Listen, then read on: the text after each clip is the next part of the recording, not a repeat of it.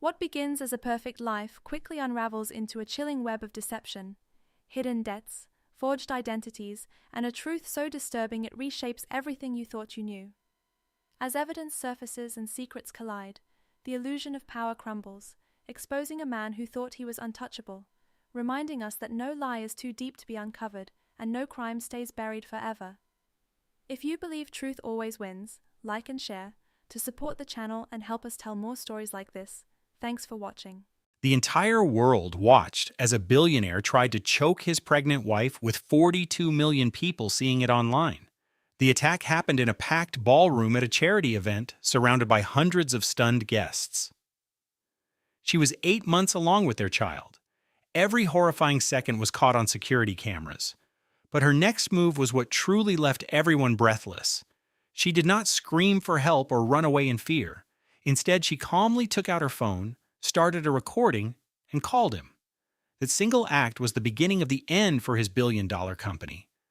This is the incredible story of a woman who was told, "You belong to me." In that instant, she vowed those would be the last words of power he would ever speak to her. This story teaches us a profound truth. The cage she was in was never actually locked. She had been holding the key the whole time. The moment she decided to save herself without asking for anyone's permission, she found her freedom. If you or someone you love feels silenced and trapped, please know that reaching for help is not a weakness. It is an act of immense courage. This is not just a tale of survival. It is about reclaiming your identity, your voice, and your own strength. It is proof that no amount of wealth can hide the truth from the light. This also shows how one person's bravery can break a cycle of pain that has haunted a family for years. If this story resonates with you, please share your thoughts in the comments for others who need this message. Liking the story helps it find more people. Sharing it could be a lifeline for someone suffering in silence, waiting for a sign that they are not fighting their battle alone. And if you want to hear more powerful stories like this, subscribe to our channel. Great stories can inspire change. Let's create that change together. The only thing that broke the silence in the room was the soft, rhythmic beep of a heart monitor. Tori's eyelids fluttered, then slowly opened. The world around her was a blurry mess. Nothing felt real. The ceiling lights were harsh and blinding, and the air tasted strange, almost like metal. A searing pain burned in her throat, as if she had swallowed shards of glass. "My baby," she whispered, the question forming on her lips before she was even fully awake. "Is the baby all right?" A kind face with wire-rimmed glasses appeared above her. It was Dr. Sarah Hoffman. Through the haze of her confusion, Tori recognized her own doctor. "Your daughter is doing just fine, Tori." Dr. Hoffman gently moved a cool ultrasound probe over Tori's belly. A nearby screen flickered to life, showing the perfect, curled shape of a tiny baby, safe inside her. "You, however, have been through a very serious physical ordeal." Tori hesitantly raised a hand to her own neck. A sharp sting made her pull back as her fingers brushed against the skin. The bruises were swollen and tender. She found herself tracing their outline again and again. She could not seem to stop touching her throat, as though trying to convince herself the nightmare had been real. That it had actually happened. That the man she married had wrapped his hands around her neck and squeezed with all his might until everything went dark. Just then, the baby kicked. It was a strong, reassuring push against her ribs. Tori exhaled slowly. Her little girl was alive. They had both survived. "Mrs. Ashford, there are a couple of detectives here to speak with you," Dr. Hoffman said, her tone both gentle and official. "Do you feel up to answering some of their questions?" Tori managed a small nod. Even that tiny motion sent a jolt of pain down her spine. Two people entered the room. The first was a woman in her 50s with short gray hair and sharp, observant eyes. The second was a younger man who looked exhausted, his notepad already open and ready. The woman pulled a chair close to the bed, while her partner set a small recording device on the bedside table. "Mrs. Ashford, I am Detective Martinez, and this is my partner, Detective Brooks. We just need to ask you about the events at the Children's Cancer Gala last night." The older detective's voice was businesslike, but held an undercurrent of compassion. "Could you tell us in your own words what you remember?" Last night, the gala. Tori's mind felt like a puzzle with missing pieces. She saw flashes of marble floors and sparkling chandeliers. She heard the faint sound of an orchestra.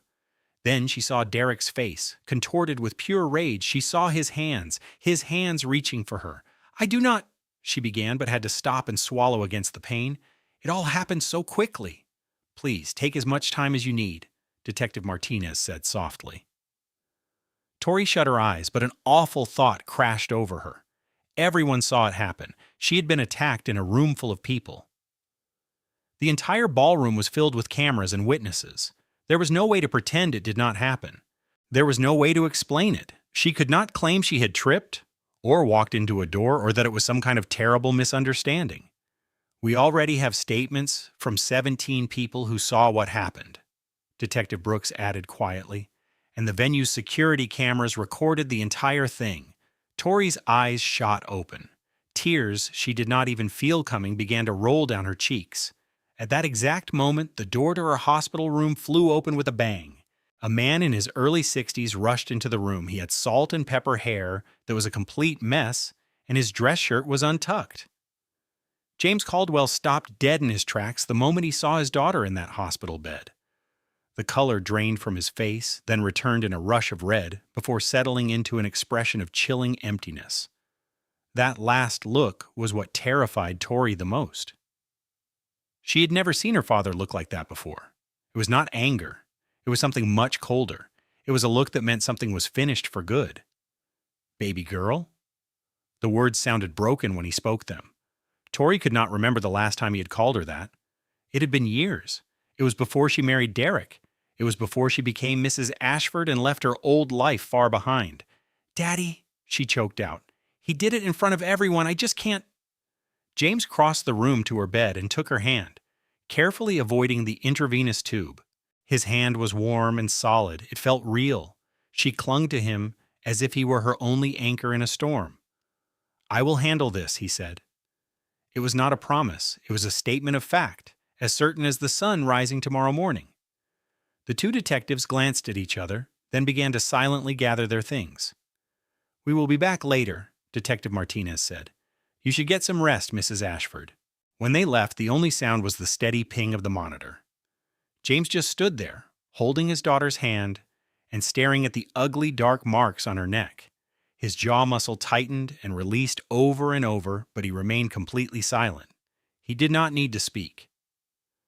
Tori saw everything she needed to see right there in his eyes. A new figure appeared in the doorway. It was Rebecca Morrison, Tori's best friend since college, and she was holding a tablet. Her eye makeup was streaked down her cheeks, and her normally perfect hair was in disarray around her face. "Tori," Becca's voice was shaking. "Oh my God, I am so sorry. I hate that I am the one showing you this, but you need to know. It is everywhere." She cautiously approached the bed and held the tablet out. "Someone posted it 4 hours ago. It is on every social media site. Everyone is sharing this video." Tori took the device with trembling hands. A video was already playing on the screen. It was raw security footage from the gala. The picture was in black and white, but the details were perfectly clear. The camera was pointed down a hallway right outside the main party. Tori saw herself walk into the frame, one hand resting on her pregnant belly, moving slowly in her elegant gown. A moment later, Derek appeared behind her, looking perfect in his tuxedo. His face, however, was a mask of absolute fury. Tori watched the version of herself on the screen turn to face him. There was no audio, but she could remember every word he had said. His hands flew toward her, his fingers closed around her throat. And then he began to squeeze. On the screen, her eyes widened in terror. Her mouth fell open in a silent scream. Her pregnant stomach was clearly visible as she struggled against him. He only squeezed harder. Her own hands clawed desperately at his wrists as her knees began to give way. Suddenly, 2 waiters rushed into the hallway. They grabbed Derek's arms, yanking him away from her. He finally released his grip. His face showed zero remorse. It showed only rage. The video ended. Below the clip, a single number was displayed in bright red: 42 million views. Tori let the tablet fall onto the bed covers. She could not stop her hands from shaking. "There is something else," Becca said in a hushed tone. His legal team put out a statement about an hour ago. She picked up the tablet and found a news story. It showed Derek's lawyer on the steps of their mansion speaking into a cluster of microphones. Mr. Ashford expresses his deep regret for the unfortunate altercation that took place last night, the lawyer read from a prepared statement. The television news report was already telling a story of a caring husband. It said, Mr. Ashford is committed to getting his family the help they need during this difficult time. Tori felt her father's hand squeeze hers even tighter. Then the screen changed to a new image. It was Derek's mother, Margaret Ashford. She wore a cream-colored suit with expensive pearl earrings. Her face was a mask of calm sympathy, the perfect picture of a dignified and worried mother. Tori has been very difficult throughout this entire pregnancy, Margaret said, dabbing a tissue at her completely dry eyes. We have all been so worried about her mental state. Derek has been under so much pressure trying to take care of her. They were already twisting the truth.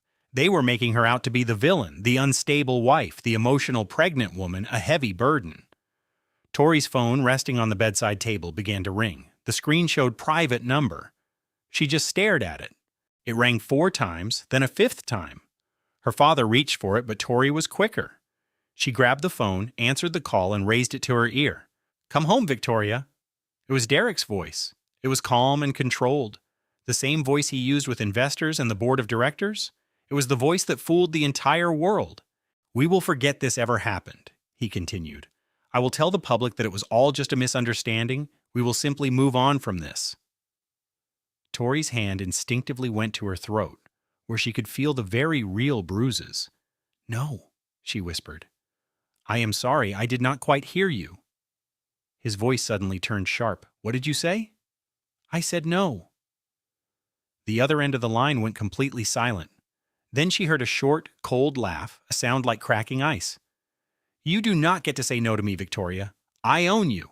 I own that baby. You will come home, or I will make sure you lose everything you have." The call ended. Tori slowly lowered the phone. She looked at her father and then at her best friend. Both of them were looking at her with the same expression, a mix of deep worry and anger they were struggling to hold back. "I am not going back," Tori said. Her voice sounded stronger now, much clearer. Something inside her had changed the moment Derek spoke those words. When he said, "I own you," something shattered, but something else began to grow in its place. "I am never going back there again." Her father leaned over and gently kissed her forehead. "You will not have to," he said. "I promise you that." After Becca left to get them some coffee and her father stepped into the hall to make phone calls, Tori was finally alone for the first time since she woke up. She picked up her phone and stared at the screen for a long moment. Then she opened the App Store and searched for an application that could record phone calls. She downloaded one, tested it out, and confirmed it was working perfectly. She did this all on her own. She did not ask for anyone's permission. She did not wait for her father or a lawyer to suggest it. She just did it herself, quietly and with great care. She knew Derek would call her again. He always did it. He always needed to have the last word, to remind her that he was the one in control. But this time, she was going to be ready. This time, his own words would be the weapon that brought him down. Tori placed the phone back on her bedside table. She laid both hands on her stomach and felt the kick of her baby daughter. "We are going to be okay," she whispered to her. "I am not sure how just yet, but we are going to be okay." The heart monitor beside her bed beeped in a steady rhythm. The rain that had been threatening all day finally began to fall, tapping softly against the hospital window.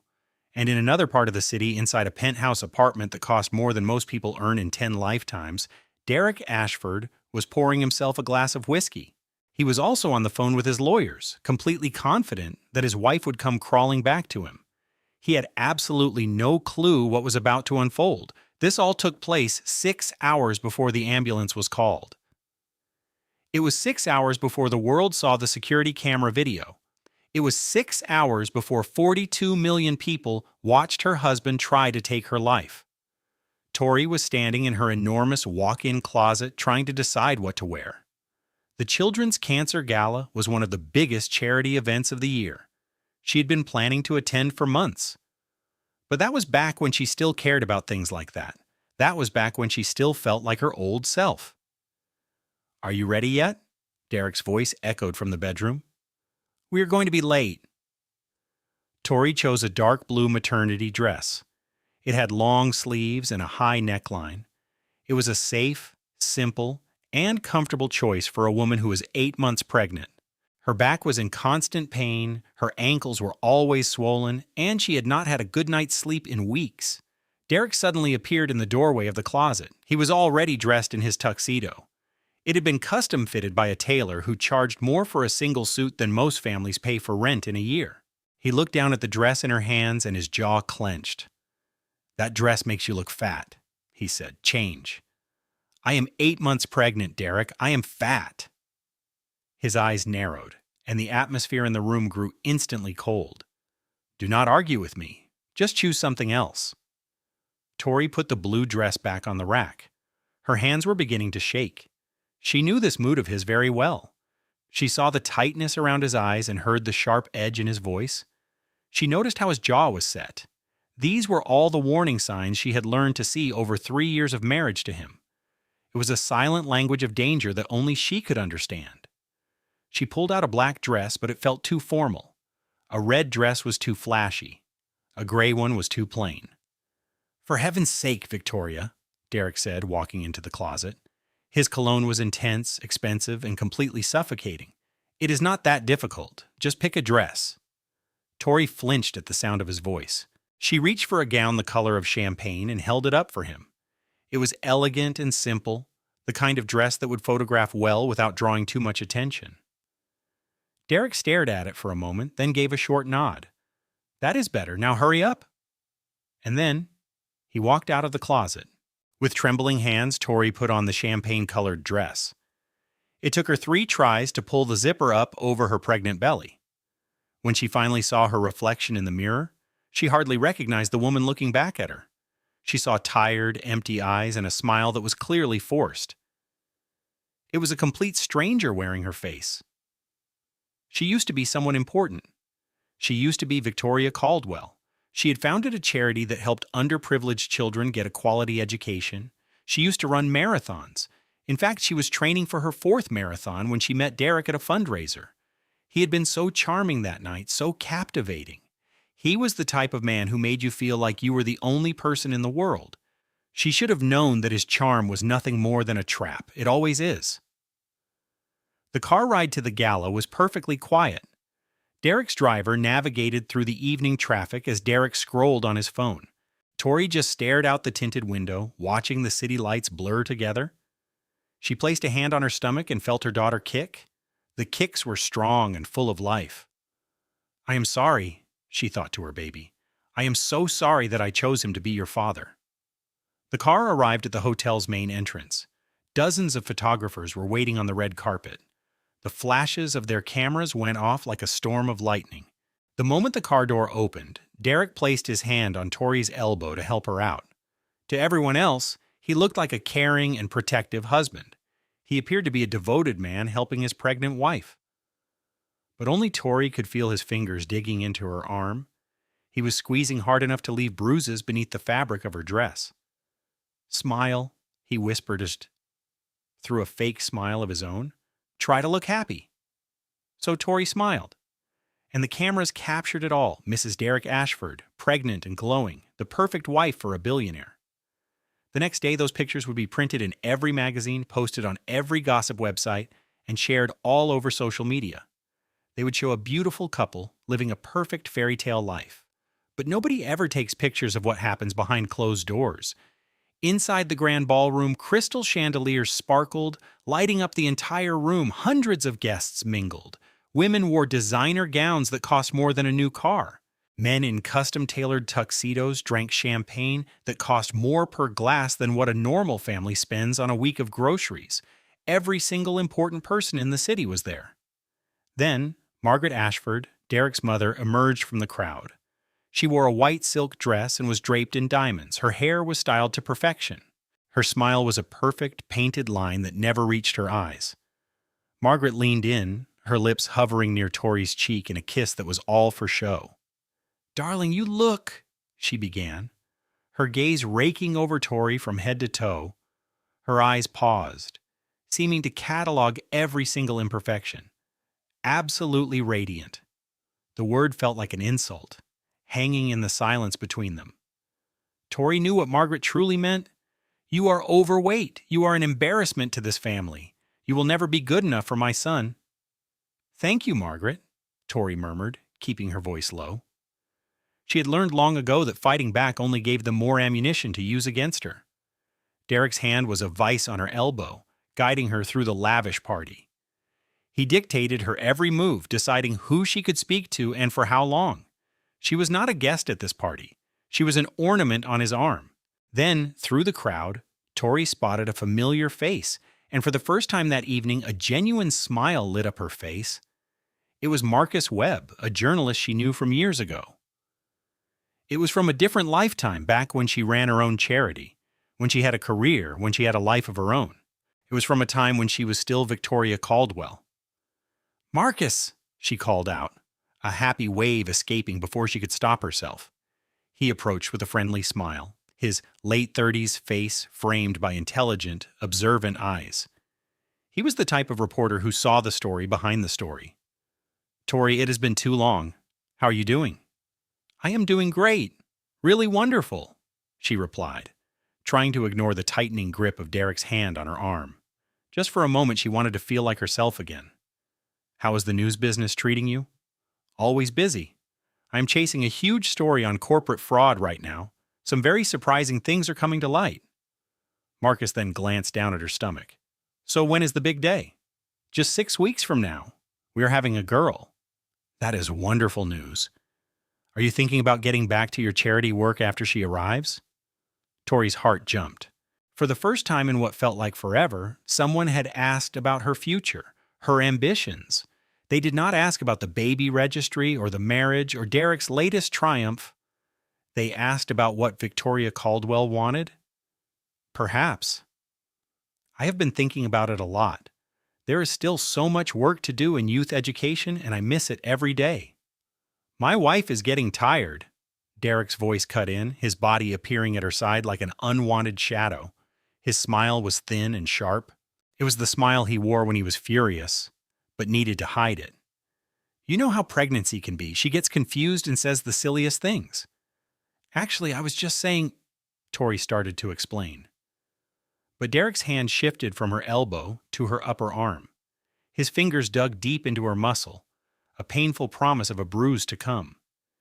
He squeezed with such force that a tiny gasp escaped her lips, a sound only he was meant to hear. "You will have to excuse us, Marcus. A pleasure seeing you." With that, he pulled Tori away from the conversation so abruptly that she stumbled, her pregnancy throwing her off balance. Derek did not slow down or even look back. "I need to use the ladies' room," Tori said, her voice tight as soon as they were away from Marcus. "Fine, but do not take all night." She navigated through the guests, seeking the quiet hallway that led to the restrooms. The roar of the party softened with each step. Her heels clicked softly on the cool marble floor. The hallway was a quiet sanctuary, the gala's noise muffled by the heavy walls. She slipped into the restroom and locked herself in a stall, her hands trembling uncontrollably. She took slow, deep breaths, trying to calm her frantic heart. Inside her, the baby kicked again and again as if sensing her mother's terror. "It is going to be okay," Tori whispered, rubbing her stomach in slow, calming circles. "We are going to be okay." But the words felt hollow, and she had not truly believed them in a very long time. After a few moments, she left the stall to wash her hands, glancing at her reflection. Her makeup was perfect. Her hair was immaculate. The beautiful champagne-colored dress completely hid the ugly bruise already forming on her arm. On the outside, she was the picture of perfection. She always was. When Tori stepped back into the hallway, Derek was waiting for her. Her stomach twisted into a tight knot. He was leaning against the marble wall with his arms crossed over his chest. His bow tie was slightly crooked. He had been drinking. She could see it in the glassy sheen of his eyes and the tense way he held his body perfectly still. "You made me look like an absolute fool," he said. His voice was a low, threatening whisper. "Talking to that reporter about your little work plans, as if you have any idea what you are talking about." I was just making conversation, Derek. He is an old acquaintance. I do not care who he is. You do not get to have your own opinions in public. You do not get to disagree with me, and you most certainly do not get to talk about that worthless little charity of yours as if it matters. I was not disagreeing, I just... Shut your mouth. He moved toward her in a single, fluid step, his large frame blocking out the light. He stood 6 feet and 2 inches tall and had at least 80 pounds on her, and she was 8 months pregnant, her body swollen and her balance unsteady. She had never felt so hopelessly small. Do you have any idea how humiliating it is, he snarled, to have a wife who cannot keep her mouth shut, who still pretends she is somebody? Derek, please, people are right in the other room. They will hear us. His hand shot out like a striking snake and clamped around her throat. Tori's head slammed against the cold marble wall behind her. The impact knocked the wind clean out of her lungs. In the grand chandelier above, the crystals danced, casting frantic shadows on the walls. Derek's fingers tightened on her windpipe, not gradually, but with instant, crushing force. She could not breathe. She clawed desperately at his hands, her nails digging into his skin.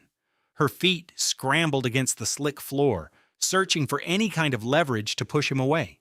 The baby inside her began to kick in a frantic, panicked rhythm, a desperate dance of fear.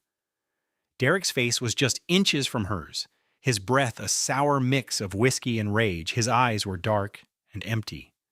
"You're nothing without me," he hissed, squeezing harder. Tori's vision started to blur at the edges. Black spots grew and multiplied, closing in like a curtain.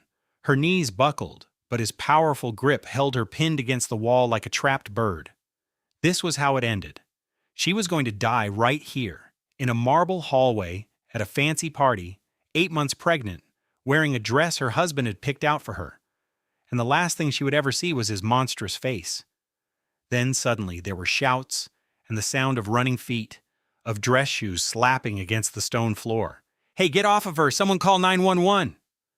2 waiters, young men in crisp uniforms, appeared out of nowhere. They grabbed Derek's arms and yanked him back with all their might. His grip finally broke. Tori slid down the wall to the floor, gasping and choking for air.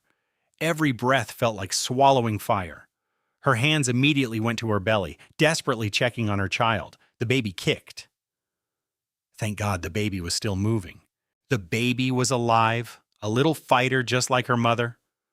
A crowd of guests was now pouring into the hallway. Someone was on the phone screaming for an ambulance. Someone else was taking pictures, the flash of their phone a cruel spotlight.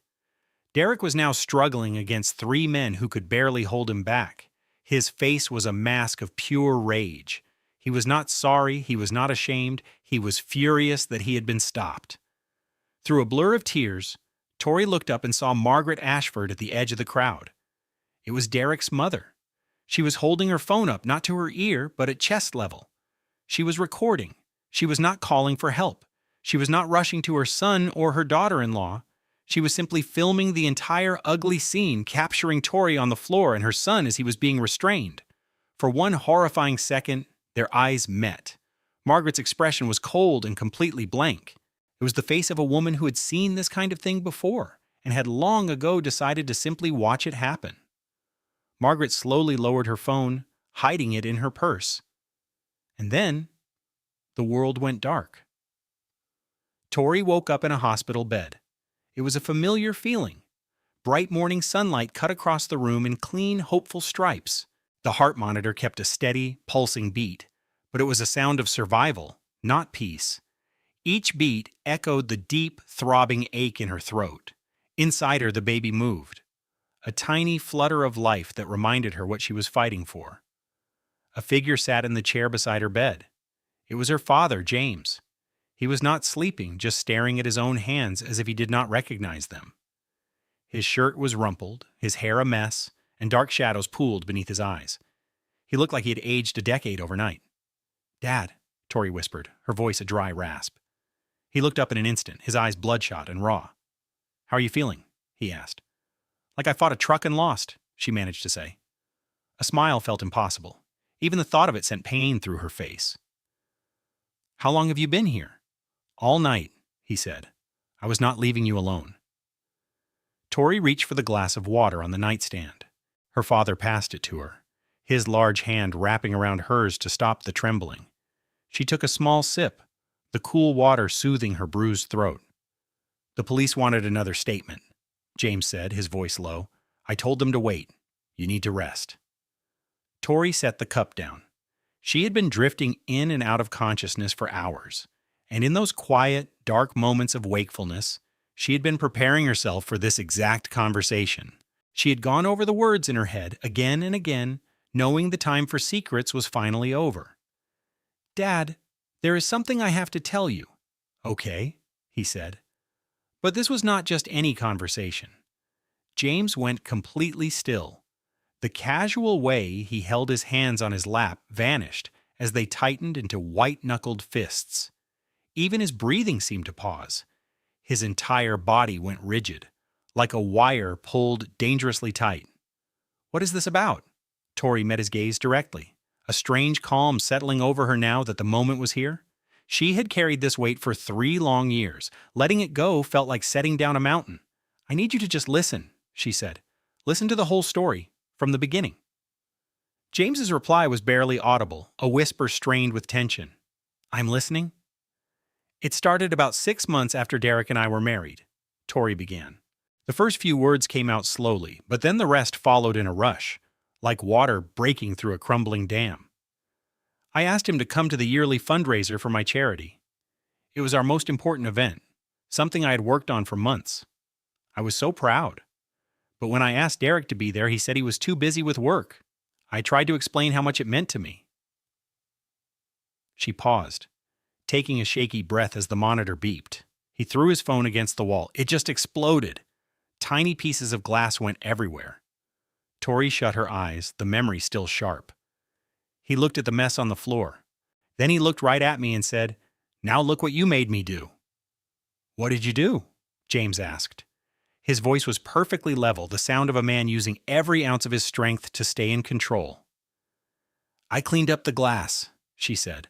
I apologized. I told myself he was just under a lot of pressure at his company.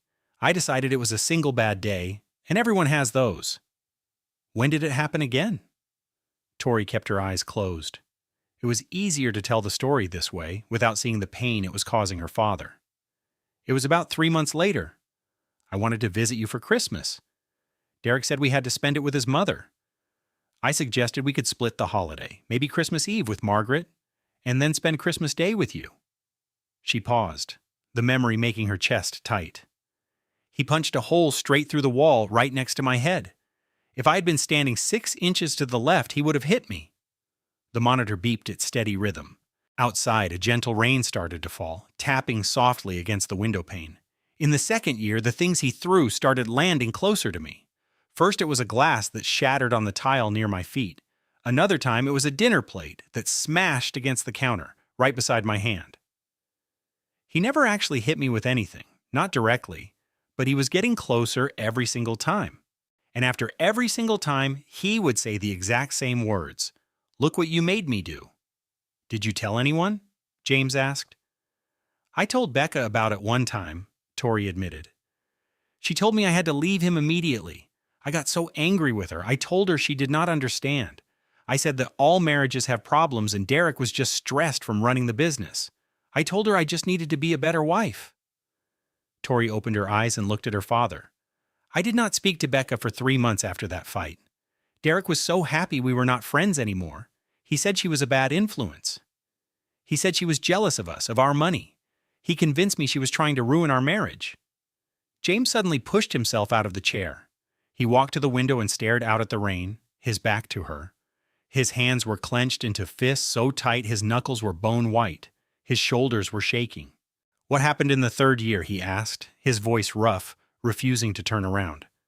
He twisted my wrist during an argument, she said softly. He grabbed it and bent it back until I heard something pop. He swore it was an accident, that he did not realize how hard he was holding on. I had to wear a brace for 2 weeks. I told everyone I slipped on the stairs. I told Dr. Hoffman the same lie. Tori rested a hand on her pregnant belly. That happened right before I found out I was pregnant. And you thought a baby would change him? James said, his voice filled with a quiet, breaking sorrow. I thought it might help him calm down, she confessed. I thought it would give him something to focus on other than work and me, and all the ways I was failing him. A small, bitter laugh escaped her lips. I was not stupid, Dad. But I was aware of how stupid I was being. Does that make any sense? Yes, James said, his voice thick with emotion. It makes perfect sense. The words poured out of her now, a flood of confession. I had an excuse for everything, for every plate he threw, for every hole in the wall. Every time his hands were too rough or his words cut me like a knife, I found a reason. The stress, his family, the pressure. And it was always my fault.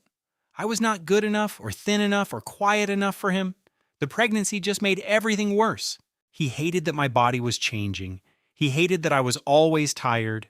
He hated that I could not have a drink at his work events or squeeze into the dresses he liked. He said I was letting myself go, that I was an embarrassment. Did he ever hit you before last night? Not with his fist, she clarified, but he would grab me, push me. He would squeeze my arm so hard he left dark purple bruises. I had to hide them under long sleeves and heavy makeup. Tori's voice was just a faint whisper. A month ago, he shoved me right into the kitchen counter. The blow was so hard I could not breathe for a whole minute. I went to Dr. Hoffman and told him I tripped over the cat. The thing is, we do not even own a cat. James finally looked away from the window. Tears were rolling down his cheeks, but his face showed no sadness. It was something entirely different. His expression was cold, firm, and filled with a new kind of resolve. I should have noticed, he said, his voice tight. I should have understood what was happening to you. I did not want you to find out. Derek was an expert at keeping me isolated. Anytime I made plans to see you, he would create a conflict to prevent it. A sudden business trip, a last-minute dinner party, or a visit from his mother. There was always an excuse for why I could not meet you. When was the last time we actually had lunch, just the two of us?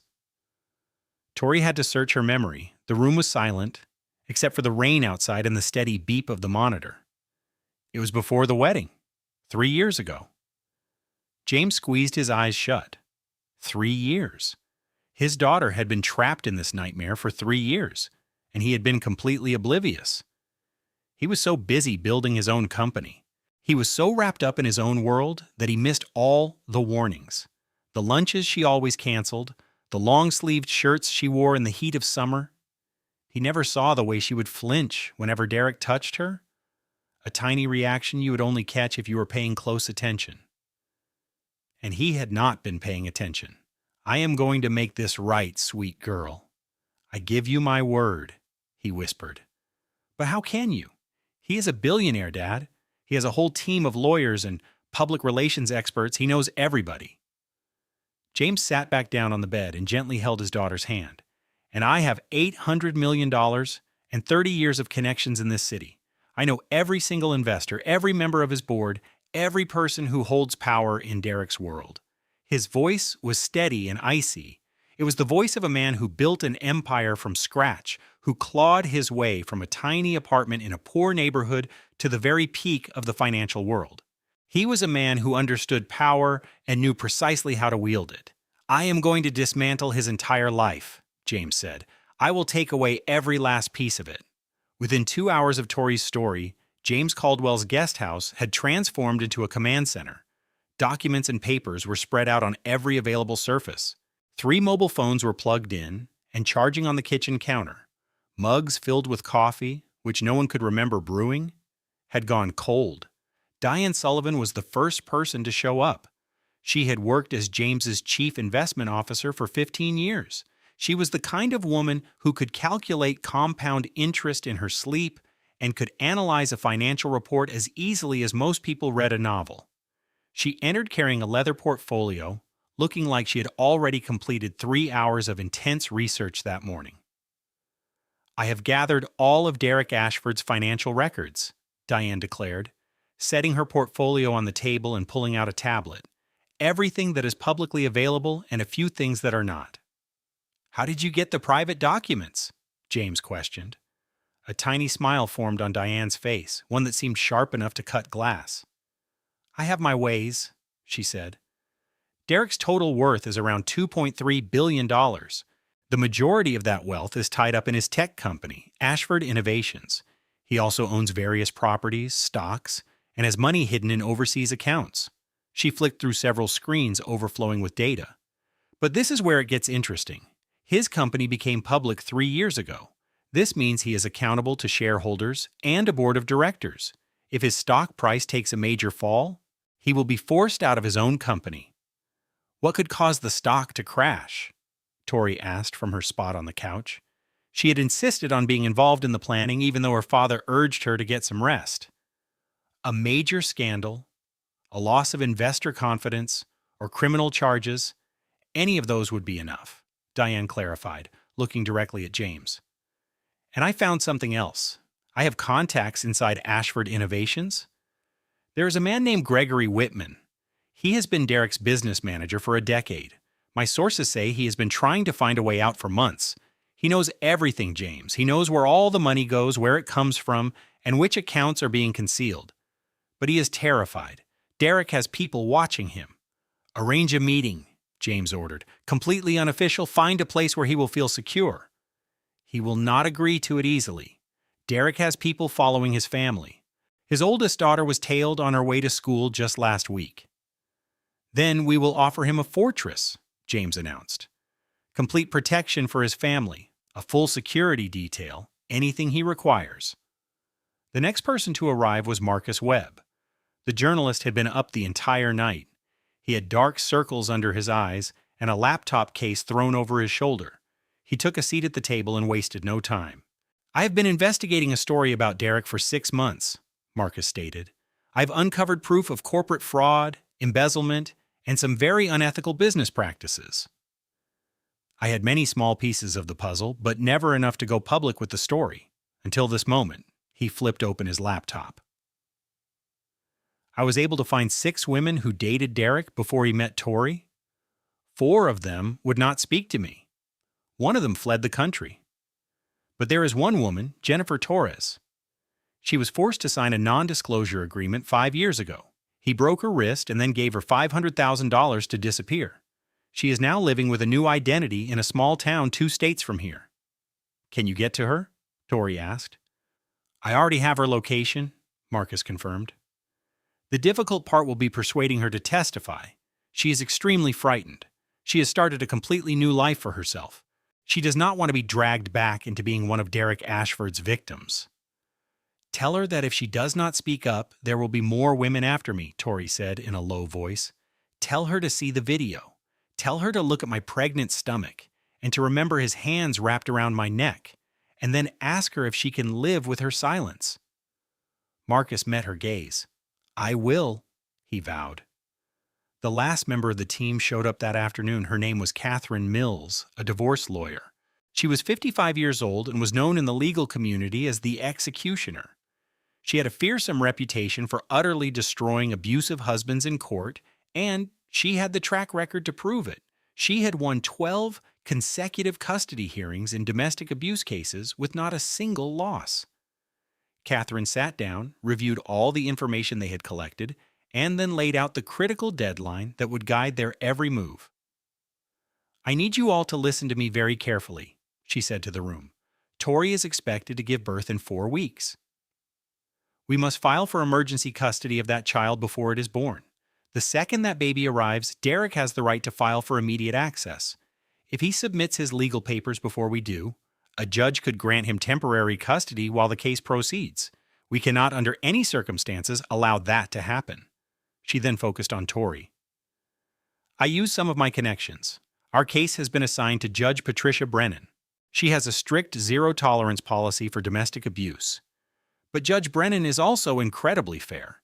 She will not give us a favorable ruling based on feelings alone. We need evidence that is absolutely undeniable.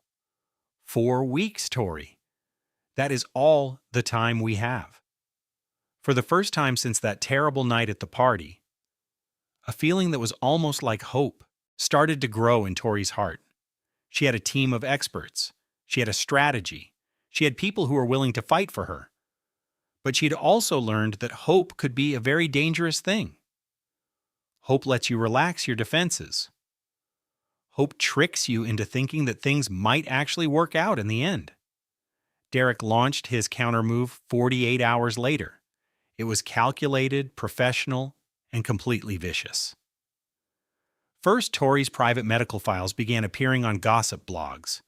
They were not her real files, but fabricated notes that portrayed her as mentally unstable, with suicidal tendencies and paranoid thoughts. A psychologist who had never met Tori, never treated her, and had never been in the same city with her, appeared on a morning television show. He talked about his concerns that she was at risk for a severe postpartum mental breakdown. Then Derek froze every bank account they shared. Their checking account, savings, credit cards, and all their investment accounts were instantly blocked. With a trembling hand, Tori checked her banking application and stared at the balance in her personal account. $300. That was every penny she had left in the entire world. The social media tag "gold digger" began to spread like wildfire across the internet. Thousands of strangers who had never met her, never spoken to her, and had never known a single thing about her life. They were calling her a liar, a manipulator, a gold digger who trapped a good man by getting pregnant and was now trying to destroy him. Then a picture arrived on her phone. It was a long lens photo, taken from across the street, showing her leaving Dr. Hoffman's office. The message beneath it was simple and terrifying. "We are watching you. Come home." But the most crushing blow was yet to come. Derek's lawyers sent a formal letter to Dr. Hoffman's office. They threatened a massive lawsuit, accusing her of breaking patient confidentiality. They demanded she retract her medical report about Tori's injuries. The letter was filled with careful language that suggested Tori might have done this to herself. Diane called James that evening. Her voice was hollow, stripped of all hope. "Gregory Whitman is out. Derek's people got to him. Someone followed his daughter home from school again. His wife says she will leave him if he testifies. He is too scared to help us." James hung up the phone. He stood in the middle of his study for a long time, just staring at the empty wall. Then he picked up the phone and called Catherine. "They are coming after everyone," he said. He explained. "Anyone who steps in to defend her gets put in the crosshairs." "That is the classic playbook for an abuser," Catherine answered. "They cut you off from everyone. They use fear. They make it seem like fighting back costs more than just giving in." Tori was lying on the bed in her guest house room, staring blankly at the ceiling. The tiny glimmer of hope she felt earlier that morning had vanished, snuffed out like a flame in a hurricane. At 2 o'clock in the morning, she reached for her phone. "Dad? Can I come sleep in the main house? I really do not want to be by myself." "Absolutely. Come over this instant." She followed the short walkway connecting the two houses. The night air was crisp and cold under a black sky filled with scattered stars. In the distance, she could make out the familiar city sounds, a dog barking or a car alarm going off. The wind rustled through the trees with a soft whisper. Despite the normal sounds, Tori felt like someone was watching her, their eyes following her every move. Her pace quickened. The clock was ticking down, now with only 26 days left. The days began to melt into one another, lost in a haze of terror and weariness. Tori completely stopped venturing beyond her father's property. She had no compelling reason to leave, but every reason to stay hidden. News vans were permanently parked outside the main gate, with sometimes 20 or 30 reporters shouting questions whenever it opened. Photographers with massive camera lenses would hide in the nearby bushes, trying to snap her picture through the windows. Protesters marched back and forth carrying signs that proclaimed Derek's innocence and branded her a gold digger. Someone had even left a dead rat on the front step. It was a real animal, its little body stiff and its eyes clouded over. A small note tied around its tail had just 2 words: "Gold digger." James found it before Tori saw it and got rid of it right away. He never mentioned it, but she noticed his hands were shaking afterward. Tori found her refuge in the nursery her father had set up for her in the guest house. She painted the walls a soft shade of yellow and organized all the tiny clothes by their size, color, and season. She folded the baby blankets over and over, making sure every corner was perfectly aligned. She even managed to assemble the crib all by herself. At 8.5 months pregnant, she struggled to reach the screws, but building something with her own hands felt like the only productive thing she could do. One afternoon, Becca discovered her sitting on the nursery floor, encircled by little mountains of baby socks. She was looking at two pairs of white socks that were almost identical. One pair had a thin pink line along the top, while the other had tiny pink polka dots.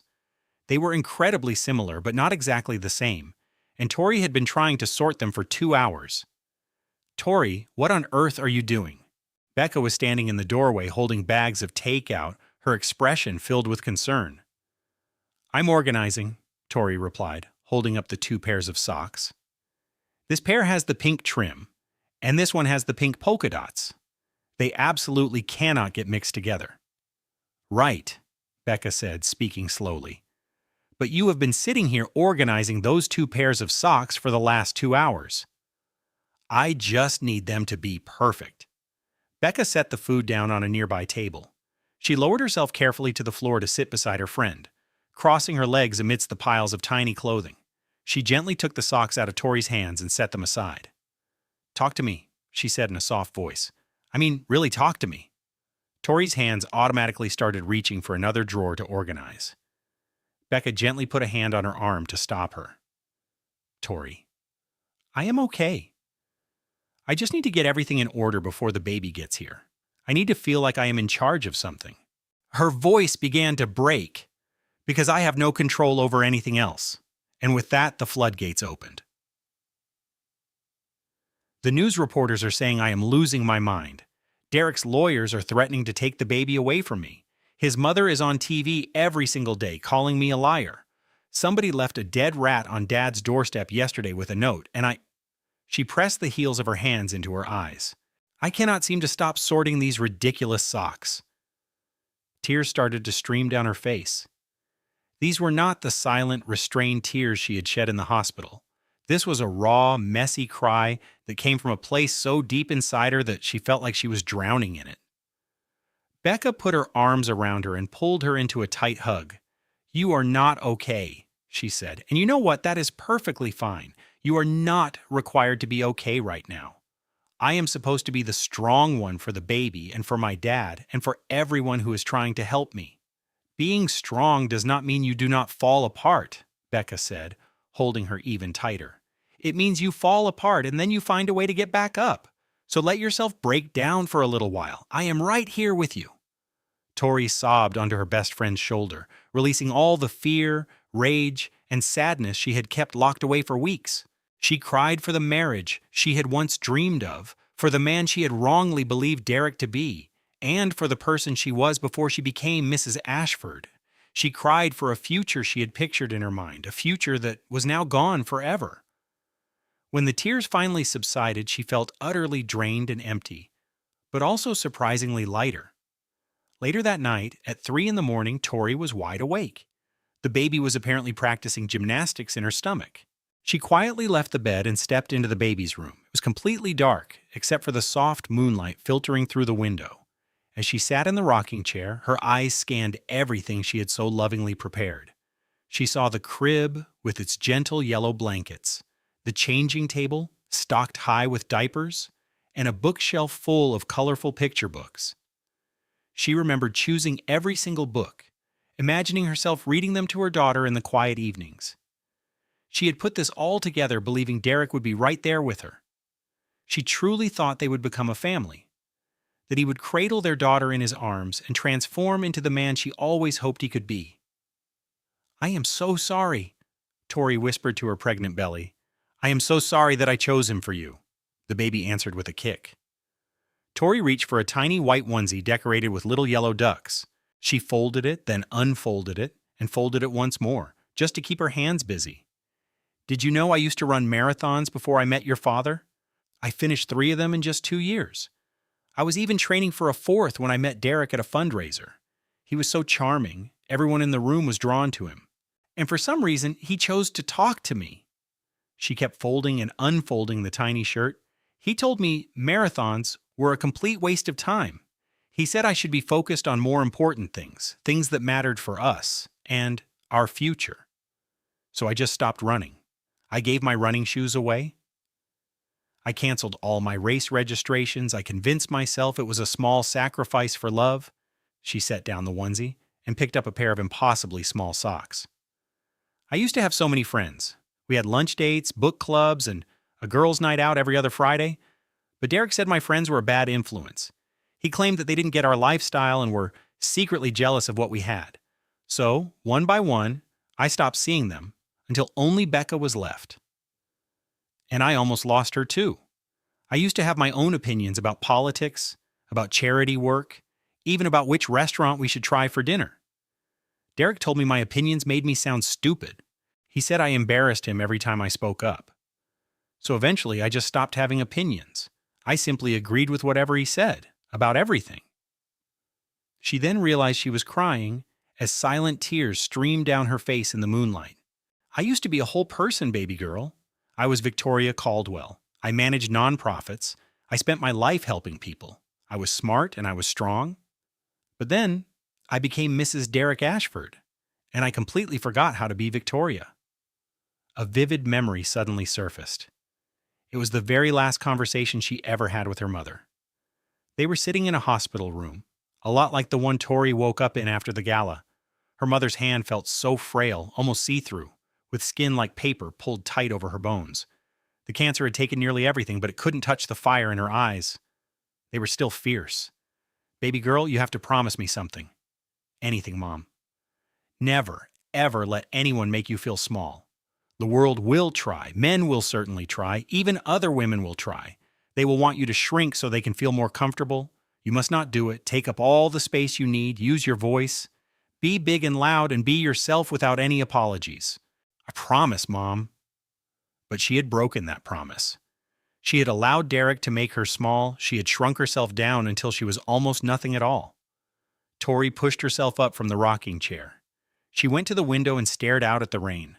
Her own reflection looked back at her with exhausted eyes, with the bruises on her throat slowly fading and a belly that seemed bigger than ever.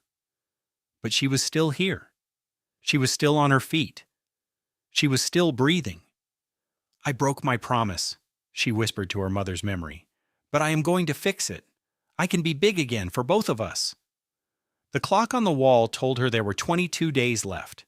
In the back of her mind, a new idea began to form. It was a plan no one had suggested, something nobody would ever see coming. It was something she had to do all by herself. Tori could not get to sleep. She was lying in bed at 4 in the morning, scrolling on her phone as the baby tossed and turned inside her. She was thinking about something Diane had casually mentioned in their first meeting. Gregory Whitman had let it slip that Derek had a mistress, a model, and company money was paying for her rent, for expensive gifts, and for a luxury apartment downtown. Tori opened up Instagram. She found Derek's public profile. It was flawless and carefully managed, full of pictures of him at charity galas, speaking at conferences, and posing in his perfect office. Nothing seemed wrong. She checked the photos he was tagged in and looked through his followers. Nothing stood out. And then she remembered. Derek always had a second phone. He kept it locked away in the safe in his home office. She had seen him looking at it late at night when he assumed she was asleep. She never brought it up because she knew better than to ask Derek questions he did not want to answer. Suddenly, her phone buzzed. It was a number she did not recognize. Tori's heart started to pound in her chest as she answered the call. An older woman's voice, trembling with fear, spoke as if she was afraid of being overheard. Check his second account. The username has DA and some numbers in it. The line went dead before Tori could even respond. She just stared at her phone for a long moment. She had no idea who called, but the voice sounded strangely familiar in a way she could not quite figure out. It was not someone she knew personally, but maybe someone she had heard on television or speaking in a crowded room. She started searching. DA 2019, DA private, DA 8834. She looked through one account after another, but none of them seemed right. And then she found it. It was a private account with just 3 followers. One of them was a model named Amber Collins. Tori clicked over to Amber's public page. She was 26 years old and stunningly beautiful in that professional model way, all sharp cheekbones and perfect poses. She lived in a gorgeous apartment right in the center of the city. Her social media was a constant stream of expensive gifts, designer purses, and ski vacations to Aspen. She posted photos from restaurants where a single meal cost more than all the money Tori had in her bank account. And Derek was paying for all of it with company funds. Tori kept her new plan completely to herself. She didn't tell her father, or Catherine, or even Becca. Instead, she sent a private message directly to Amber. It read, "My name is Victoria Ashford. I am Derek's wife. I am not angry with you, but I really need to talk to you. This is about your own safety." 2 very long days passed. Tori checked her phone constantly, terrified that Amber would either ignore her, or much worse, show the message to Derek. Then, a notification appeared. It was just one word. Where? They agreed to meet at a little cafe about 15 miles out of the city. Tori wore dark sunglasses and a baseball cap. She felt a little ridiculous, like a character in a bad spy movie, but she also felt a rush of something she had not felt in years. Control. She was finally doing something for herself, not just sitting around waiting for someone else to save her. She was not relying on her father's money, or Catherine's legal mind, or Marcus's reporting. She was taking her own action. When Tori entered the cafe, Amber was already there. In person, the woman looked smaller and much thinner than she did in her photos. Her makeup was perfect, but her eyes were defensive and on guard. They were the eyes of a person who was always ready for a fight. "You are just a jealous wife trying to destroy his life," Amber said before Tori even had a chance to sit down. Tori didn't say anything back. She just sat down, pulled out her phone, and played the video from the gala. She put it on the table right between them without any comment or explanation. She just let the video run. Amber watched as Derek's hands closed around Tori's pregnant throat. She saw Tori desperately fighting for breath and then watched her body go limp. She saw waiters rush over to pull him off, and she saw Tori collapse to the hard marble floor. The video ended, but Amber didn't even flinch. "He did this to me," Tori said in a quiet voice, "and he will eventually do it to you. It is only a matter of time." Tori leaned in closer. "Has he started checking your phone? Has he started telling you which of your friends are a bad influence? Has he criticized what you wear? Has he ever said, 'Look what you made me do'?" A little flash of recognition and then fear washed over Amber's face. The seed of doubt had been planted. Without saying a word, she got up and walked straight out of the cafe. Tori sat alone for a very long time. She slowly sipped her tea and felt the baby give a gentle kick. She wondered if she had just made a massive, terrible mistake. She had not. In 2 weeks, Derek would secretly start monitoring Amber's phone. He would begin demanding to know where she was going and who she was talking to. He would criticize her friends and tell her that her modeling career was a complete joke. He would tell her that she was absolutely nothing without him. And that is when Amber would finally call Tori. She would come with financial records that detailed every single dollar Derek had spent on her from the company bank accounts. She would have receipts for the apartment, credit card statements for all the gifts, and records of the wire transfers for their trips. She would bring all the proof that Gregory had been too scared to provide. But that was still 2 weeks away. Right now, the clock was ticking down with only 20 days left, and Tori had other problems to deal with. While Tori was making contact with Amber, James and Diane were focusing on Gregory. Diane arranged a second meeting at a diner 60 miles outside the city, a place where nobody would recognize them. Gregory arrived looking like a man who hadn't slept for a month. "They threatened my daughters, James," he said. "Someone followed my oldest child home from school again." A dark car sat in their parking lot for 2 solid hours. Gregory's wife was an absolute wreck. She wanted to pack up their lives and move out of the state. "I will get protection for your family," James promised. "A private security detail 24 hours a day, 7 days a week, for as long as needed. I will pay for all of it." "You are not understanding," Gregory replied. "Derek doesn't just make idle threats. He carries them out." "So do I," Diane said, pushing a folder across the table toward him. "Gregory, you need to listen to me very closely. The Securities and Exchange Commission is already investigating. They have been looking at Ashford Innovations' financial reports for months because the numbers looked strange." With your help or without it, they will discover the offshore accounts. When that happens, you will be seen as his accomplice. You are the manager for those accounts. You are the one who signed the wire transfers. Your signature is on all of those papers. All the blood drained from Gregory's face.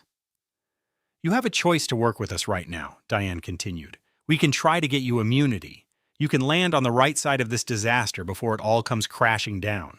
Or you can wait, and you can end up in a prison cell right next to Derek. Gregory could only stare at the folder. His hands trembled so much that the coffee in his cup started to ripple. 3 days later, he arranged to meet James in an empty parking garage. The whole time they were there, he kept nervously glancing over his shoulder. He gave James a small Universal Serial bus drive. $200 million in stolen money, Gregory explained. It contains the offshore account numbers, the wire transfer receipts, and the emails where Derek writes about hiding funds from investors and the government. It is all in there, absolutely everything. He paused for a second, his eyes red from lack of sleep. I have 2 little girls, he said in a low voice. I can barely look at them anymore, knowing I've been helping a monster. His hands were still shaking as he turned around and walked away. The countdown now stood at 18 days. Catherine Mills, the lawyer, officially requested Tori's entire medical file from Dr. Hoffman. It was a standard legal move, a court order telling the doctor she had to provide the records. At the exact same moment, Derek's legal team sent their own letter to Dr. Hoffman. They told her they would destroy her career if she obeyed the court order. Dr. Hoffman consulted with her own attorney. The legal advice was clear. A court order was a legal command, but a letter from a lawyer was just a scare tactic. She had a legal duty to obey the court.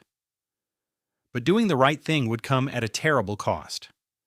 Derek's lawyers would file formal complaints against her with the Medical Review Board. They would drag her into one hearing after another. She would be forced to spend hundreds of thousands of dollars on her own legal defense. They would try every trick they could think of to strip her of her license to practice medicine. That evening, Dr. Hoffman sat by herself in her office. She stared at the file on her desk. Inside was a 3-year history of documented injuries. It held photographs she had taken with Tori's consent. It contained notes from her examinations describing bruises that did not fit with the stories Tori told. She thought about all the times Tori had pulled back in fear when she had only touched her arm.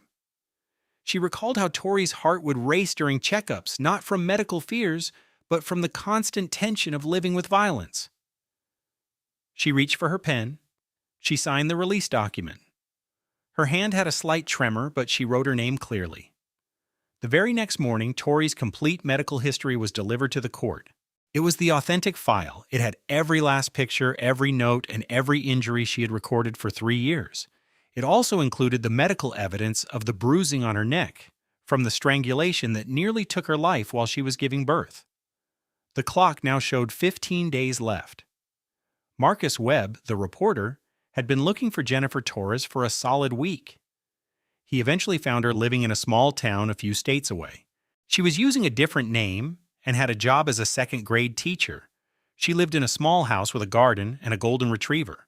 Out of the wreckage Derek Ashford had left behind, she had successfully built a peaceful, ordinary life. The first time Marcus came to her house, she only opened the door a crack, leaving the chain lock fastened. I signed a non-disclosure agreement, she told him. I am not allowed to discuss it. They paid me $500,000. That is the price of your silence, Marcus responded. But he is still out there, harming other women. He was filmed strangling his pregnant wife. I am aware. I saw the video, Jennifer said, her voice hollow and exhausted. It was the sound of a woman who had tried for 5 years to forget. Then you need to help me put a stop to him. I will have to give back all the money, she said. He will sue me for everything. He will send his people to find me. You do not understand the kind of man he is. Marcus left her that day. He made the 2-hour drive back to the city. He could not sleep that night, picturing Jennifer's face in the narrow opening of her door. He kept seeing the fear in her eyes and how she held her body, with her shoulders slumped and her arms wrapped around herself as if to become smaller. He returned to her house 1 week later. This time, he had photographs from the gala. They were large, 8 by 10 prints that clearly showed Tori's pregnant stomach. Jennifer stared at the photograph, her gaze fixed on Derek's hands wrapped around another woman's neck and a face contorted in pure terror. She opened her door a little wider as her own hands began to shake uncontrollably. "She is pregnant," Jennifer whispered, her voice barely audible. "She looks to be about 8 months along." After a brief silence, she added, "He did that exact same thing to me. The choking. I truly believed he was going to kill me that night." She slowly lowered herself to sit on her own porch steps. "When I fought back, he broke my wrist. He just snapped it like a small stick. Then he took me to the emergency room and told them I had fallen from a horse. Can you believe that? Who falls from a horse in the center of Manhattan?" Her golden retriever came to her side and leaned against her, offering comfort. "I am going to break the non-disclosure agreement," she announced, her voice filled with a new resolve. "I do not give a damn about the money. I want you to publish my real name. I am finished being scared of him." The countdown on the wall now showed 12 days remaining. This was all based on falsehoods Derek had told to doctors he had bribed. At that very moment, Derek was giving a press conference. He was announcing a huge donation to a charity for children with cancer. The cameras showed him at a podium, his eyes filled with tears. He appeared humble, charitable, and deeply misunderstood. "Given my recent personal challenges," he started, "I want to focus on what is truly meaningful, helping children who are in need. My wife and I have had our difficulties, but I want to proceed with dignity and kindness." He said, "My wife," as if they were still a loving couple, as if he had not just tried to kill her. The public opinion started shifting almost instantly. Social media was flooded with comments like, "Perhaps she is the one with the problem," and "He appears to be so sincere." Catherine, her lawyer, called for an urgent meeting. "He is not just trying to get custody," she warned. "He is trying to change reality itself, and people are believing him. We need to file our petition by this evening. And Marcus, that article needs to go to print right now before he completely takes over the narrative." Yet all Tori could feel was the crushing despair that kept her awake every night. To win this fight, she would have to take the witness stand. She would have to sit in a courtroom and recount every last detail of 3 years of abuse, while Derek sat merely 10 feet away from her. The very man who had strangled her would be watching as she told the world his secret. The image alone was enough to make Tori run to the bathroom and throw up. Her friend Becca followed, holding her hair back. "I just cannot do this," Tori cried, her cheek pressed against the cold tile of the bathroom floor. "Yes, you can," Becca replied gently. "You have already made it through things so much worse than a courtroom." Later that night, long after the house had fallen silent, Tori did something completely unexpected. She picked up her phone. She opened the recording application she had installed just days earlier at the hospital, and she called Derek. Her hands were trembling so much she almost dropped the phone. She entered his number, held the phone to her ear, and listened. Derek picked up on the second ring. The moment he heard her voice, his tone changed completely. It was his investor voice, that smooth and charming tone that tricked absolutely everyone. "Victoria," he began, his words like honey, "I am so glad you called. I have been out of my mind with worry. I have been thinking about what you said, about you coming back to me. It is all I want. I just want our family to be whole again. You, me, and our little girl." He added, "The way we were always meant to be." Tori kept her own voice perfectly calm and even. She had planned every single word she was about to say. She had replayed this conversation in her head 100 times over. She knew exactly how to make him react. She understood Derek better than anyone, and his biggest weakness was that he could never pass up an opportunity to boast. "But I have to know something before I decide," she said. "If I do come back, what happens to the people who are helping me? What about my dad and my lawyer?" In that moment, Derek's friendly mask dropped. It was just for a second, but a second was more than enough. "Your father is going to regret the day he ever met me. I will ruin him," he snarled. "And Catherine Mills will never work as a lawyer again. I have a whole team digging into her finances as we speak. We will find something. As for that reporter, Marcus Webb, my people are already digging up dirt on him. Every last person who has stood in my way is going to pay for it. What about Gregory? she asked calmly. He quit his job. Gregory is a dead man walking, Derek spat into the phone. He actually believes he can hide from me. I know where his daughters go to school. Lincoln Elementary, one is in 3rd grade and the other is in 5th grade. I know their names. I even know the exact time they get picked up every afternoon. Tori's hands started shaking so badly she feared she would drop the phone. But somehow, her voice came out steady and completely under control. This was the performance of a lifetime. Okay, I understand, she said. I just had to ask. So, you are coming home then? He asked, sounding pleased with himself.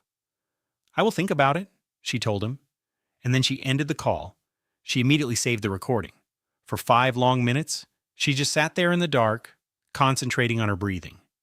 Then, she sent the audio file to Catherine. Her message was short and simple. He threatened Gregory's children. He mentioned them by name. He threatened my dad. He threatened you. And he threatened Marcus. It is all on this recording. Catherine called her back in under a minute. Where in the world did you get this recording? She asked, her voice filled with disbelief. I called him and I recorded everything. There was a long pause on the other end of the line. Tori, Catherine said, speaking very slowly, what you have here is proof of witness intimidation. He threatened children. This is a criminal act, and you have it all documented in his very own voice. This is going to be played in a courtroom, Catherine continued, and there is absolutely no way he will be able to talk his way out of it. Good, Tori said. She had done this all on her own. No one had told her to do it. No one had even suggested it. She had used the one weapon Derek never saw coming. She had been willing to listen to his awful threats one final time. She had walked straight back into the fire, only to emerge with the very evidence that would burn his entire world to the ground. The countdown clock showed just 10 days left. At 9 in the evening on a Tuesday, Marcus Webb's article was published on the website of one of the nation's biggest newspapers. The headline was impossible to ignore. The Real Derek Ashford, A History of Violence, Abuse, and Financial Crimes. The article was the result of a 6-month investigation, laid out in 12,000 powerful words. 4 of his former girlfriends agreed to be quoted by name. They all told stories that followed the same disturbing pattern. It always started with his incredible charm, which pulled you into his world. Then came the isolation, which slowly cut you off from everyone you knew. Next, he would take complete control, dictating every single hour of your day. And finally, the violence would begin, growing worse and worse, until you no longer recognized your own life. Jennifer Torres was quoted several times in the article. She described the night Derek broke her wrist, sharing every painful detail. She talked about the terrible sound her bone made when it snapped. She remembered how he just stood over her as she screamed in agony. Then he drove her to the hospital, holding her hand gently the whole way. He told the doctors that she had simply fallen off a horse. The next morning, he wrote her a check for $500,000. He was still in his pajamas and acted as if he were just paying for a parking ticket. His lawyers made her sign a non-disclosure agreement before the pain medication even started to work. I signed it because I was terrified of him, Jennifer was quoted as saying. I signed it because he promised he would destroy my life if I refused. Then I had to spend 5 years pretending it never happened. But it did happen, and I know it happened to other women after me. That is the part I can no longer live with. 3 former employees also spoke about the violence they had witnessed at work. One recalled how Derek threw a laptop at an intern's head because he was unhappy with a presentation. A female assistant was subjected to such constant verbal abuse that she quit without giving notice. She later had to file for disability because she suffered from post-traumatic stress. They described his explosive anger behind closed doors, which often left furniture shattered and his staff hiding in fear. The financial proof from Gregory was all there in black and white. It showed offshore bank accounts in the Cayman Islands and Switzerland. It showed wire transfers totaling more than $200 million. There were emails where Derek openly talked about hiding money from his investors and lying to the government. The company's official quarterly reports had all been falsified to cover up the massive theft. The article even published pictures from the security camera footage at the gala. The images clearly showed Derek's hands wrapped around Tori's throat. Her pregnant belly was visible in the photos. The look on her face was one of pure terror, captured just moments before the waiters managed to pull him away from her. Gregory was also quoted in the article. "I worked for Derek Ashford for 10 years, he said. I watched him slowly turn into a monster. I watched him hurt people and then just pay them to be quiet. I watched him steal millions from his own company, and I kept my mouth shut because I was afraid. But I am not afraid anymore. It is time for the truth to come out." In just 1 hour, the article had been shared 10,000 times. 2 hours later, Ashford Innovations put out a statement that denied everything and threatened a lawsuit. 3 hours after that, 2 more women came forward to share their own stories of abuse. By midnight, the stock for Ashford Innovations had fallen by 15%. Derek left a frantic voicemail on Tori's phone. She did not pick up. She just let it record. "That article is a pack of lies," he screamed. "I am going to sue that reporter until he has nothing left. I am going to take our daughter from you, and I will make sure you never see her again." Tori saved the voicemail. It was just another piece of evidence. Every angry word he spoke was just digging his own grave a little deeper. But he was far too arrogant to see it. The custody hearing started just 8 days before Tori's due date.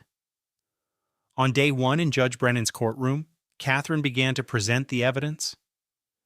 She started with the medical records from Dr. Hoffman, which showed 3 years of injuries that had been carefully documented. There were clinical photos of bruises on Tori's arms, ribs, and wrists. The doctor's notes described a patient who would physically flinch at any sudden touch. There was also the official record of the bruising on her neck from when he strangled her at the gala. Next came the witness statement from 17 different people who had attended the gala. Every single one of them described the attack in clear, horrifying detail. Several of them noted that Derek had been drinking heavily throughout the evening. 2 of them even said they had heard him making threatening remarks about Tori earlier that night. Then Catherine played the security footage on the courtroom's large television screen. There was no sound, only the silent, powerful images. Everyone watched Derek follow Tori. They saw his hands tighten around her throat. They saw her body go limp, the waiters rushing in to pull him off, and Tori collapsing onto the floor. Gregory Whitman's financial testimony followed. He presented bank statements, wire transfers, and email conversations.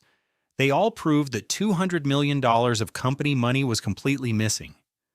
Finally, Jennifer Torres took the witness stand. Her hands were trembling, but her voice was strong and steady. She told the court all about her broken wrist, the non-disclosure agreement she was forced to sign, the payoff money, and the 5 long years she had to live in silence and shame. The trial continued with 3 of Derek's former employees. They described his violent temper and the terrifying outbursts they had witnessed at work. Then Catherine played the recording from Tori's phone call. Suddenly, Derek's own voice echoed through the courtroom. Everyone heard him threaten Tori's father, her lawyer, and Marcus Webb. They heard him threaten Gregory's young children, saying their names out loud. A complete and heavy silence fell over the entire room. Even Derek's own lawyers stopped writing their notes. On the second day, it was Derek's turn to present his case. His defense team called 3 different psychiatrists to the stand, but none of them had ever even met Tori. Judge Brennan dismissed each one of them within minutes. She stated very clearly, "Unless you have personally evaluated Mrs. Ashford, I have no interest in hearing your theories about her mental state." Next, Margaret Ashford, Derek's mother, took the stand. She was dressed in a simple black dress and pearls, looking like the perfect, respectable mother. She began to paint a picture of Tori as a difficult, controlling, and manipulative woman. That was the moment Catherine played the video from Margaret's own phone, filmed on the night of the gala. It showed the very scene Margaret had recorded while her son was choking his pregnant wife. The phone shook a little as it captured the horrific event in the hallway. Derek's powerful hands, Tori's struggling body, and Margaret just standing there, filming it all. "You filmed your own son trying to murder his wife," Catherine said, her voice completely steady. "And you did absolutely nothing. You never called for help. You never made a move to stop him." Catherine paused, letting the words hang in the air. "You did not even lower your phone. You just kept right on filming." Margaret whispered, "I was in complete shock." Catherine shot back, "Or maybe you were collecting evidence to use against Victoria later." At that question, Margaret's carefully constructed composure shattered. She had nothing to say. On day 3, Judge Brennan reviewed every piece of evidence. Then, she gave her final decision. "The evidence that Mrs. Ashford's legal team has presented is overwhelming, and frankly, it is deeply disturbing," she started. "Several witnesses have described a consistent pattern of violent, controlling, and abusive behavior from Derek Ashford that has continued for over 10 years. Medical reports confirm years of physical harm. And a video recording shows a clear and undeniable attempt to strangle Mrs. Ashford while she was 8 months pregnant." Judge Brennan then looked directly at Derek. "Mr. Ashford, your defense is an insult to the intelligence of this court. You attempted to murder your wife in a room filled with hundreds of people. Then, you used your money and your influence to start a smear campaign against the very woman you attacked. You faked medical records, you paid people to tell lies for you, and you stood in my courtroom today and continued to lie." Then, the judge turned her attention to Tori. "Mrs. Ashford, I am granting your request in full," she announced. "You will have complete legal and physical custody of your daughter when she is born. Mr. Ashford will be permitted supervised visits only for 1 hour each month at a secure location with a court-appointed monitor present. We will review this arrangement after 1 year. In addition, I am issuing an emergency protective order. Derek Ashford is not allowed within 500 feet of Victoria Ashford at any time. He is not allowed to contact her directly or through anyone else. If he violates this order in any way, he will be arrested immediately. I am also sending this case to the district attorney's office to be considered for criminal charges. What you did to your wife was attempted murder. You belong in a jail cell, not standing in my courtroom making demands." The judge's gavel struck the wood with a loud final crack. Tori collapsed into Catherine's arms, sobbing with a wave of relief so powerful it shook her from head to toe. James pulled them both into a hug that was so tight it was almost painful. Becca was crying. Even Catherine, who had celebrated over 100 victories in court, had tears glistening in her eyes. Tori had done it. It was finally over. Her daughter, Charlotte, was finally going to be safe. A look at the calendar showed she was due in just 3 days. They had won just in the nick of time. 2 days after the hearing, at 3:17 in the morning, Tori woke up to a contraction so intense it took her breath away. She stayed in bed for 10 minutes, using her phone to time them. They were 5 minutes apart, then 4, and then 3. This was not a false alarm. This was the real thing. She called her father, and he picked up on the very first ring. He had barely gotten any sleep since the gala. "Dad," she managed to say, "I think it is happening." He answered without a moment's hesitation. "I am on my way right now. Do not you move a muscle." 10 minutes later, James was at her door, holding the hospital bag they had packed together weeks before. Everything was in its place. Everything had been planned. But nothing could have possibly prepared them for what was about to happen. At the hospital, Dr. Hoffman was already there waiting for them. She had arranged to be on call just for Tori's delivery. "You are already at 7 centimeters, Dr. Hoffman told her after a quick examination. "This baby is in a hurry to get here." They quickly moved Tori into a private room for delivery. James stayed right there with her, holding her hand through each and every contraction. Becca rushed in about 20 minutes later, slightly out of breath. "I am so sorry. I drove here as fast as I could. How is she?" "She is doing well," James said. "The epidural is helping a lot." The labor progressed very quickly, maybe a little too quickly. When Tori was at 9 centimeters, the look on Dr. Hoffman's face suddenly changed. She asked for more nurses to come into the room. She spoke to the anesthesiologist in a lower voice, but Tori heard the words that sent an icy chill all the way down her spine.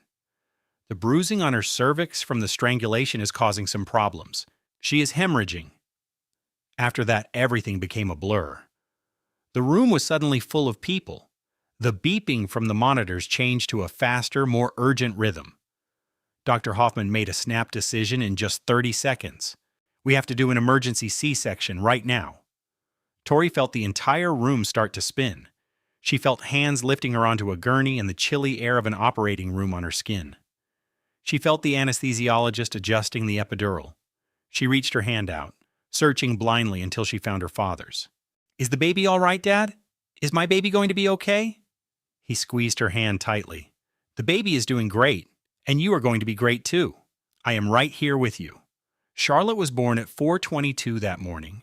She was a tiny pink baby, screaming with a pair of lungs that were powerful and healthy, completely unaware of the stressful situation she had just entered.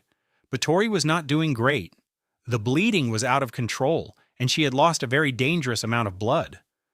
Dr. Hoffman and her team were working as fast as they could. They ordered blood transfusions, more equipment was rolled into the room, more monitors were set up, and more people in scrubs moved around with a quiet, controlled urgency. Tori's vision began to get blurry. The very last thing she saw before she passed out was her father holding Charlotte. His face was a painful combination of pure happiness and complete terror, with tears streaming down his face. He was holding a brand new baby in his arms while his own daughter was bleeding out on the operating table. She came to in the intensive care unit 48 hours later. The room was dark, and machines were beeping in a steady rhythm all around her. Her body felt like it did not belong to her. Every small movement was filled with intense pain. The first thing she saw was a small bassinet right beside her bed. Charlotte was sleeping inside of it. She was so tiny and perfect and just close enough for her to touch. Tori reached out with a hand that was shaking. She was able to touch Charlotte's fingers through the rails of the bassinet. They were the tiniest fingers she had ever seen, and they were warm and real, and she was alive. But Tori could not pick her daughter up. She was just too weak, too broken. The drainage tubes, the intravenous lines, and all the monitors made it impossible to move. For the first 48 hours of Charlotte's life, Tori could only touch her through the bars of a hospital bassinet. Tori could not hold her, she could not feed her, and she could not do any of the things that she had spent months dreaming about. This was the true cost of Derek's violence. It was not about losing money or his reputation or his social status. It was about the stolen first moments between a mother and her newborn child. And just then, the second disaster hit. Catherine Mills came to Tori's bedside on the morning of her third day in the hospital. Her expression was very serious. "Tori, there is something I have to tell you," she said. "What is wrong?" Catherine took a deep breath. "Derek's lawyers have filed an emergency request with a different judge, not with Judge Brennan. They are making the argument that your medical emergency proves that you are physically unable to care for a newborn.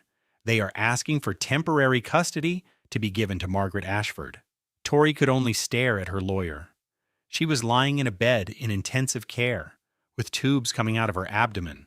She had lost so much blood that she had nearly died. She had not even been able to hold her own daughter yet. "We have 24 hours to give them a response," Catherine told her. Then, the third catastrophe struck later that same day.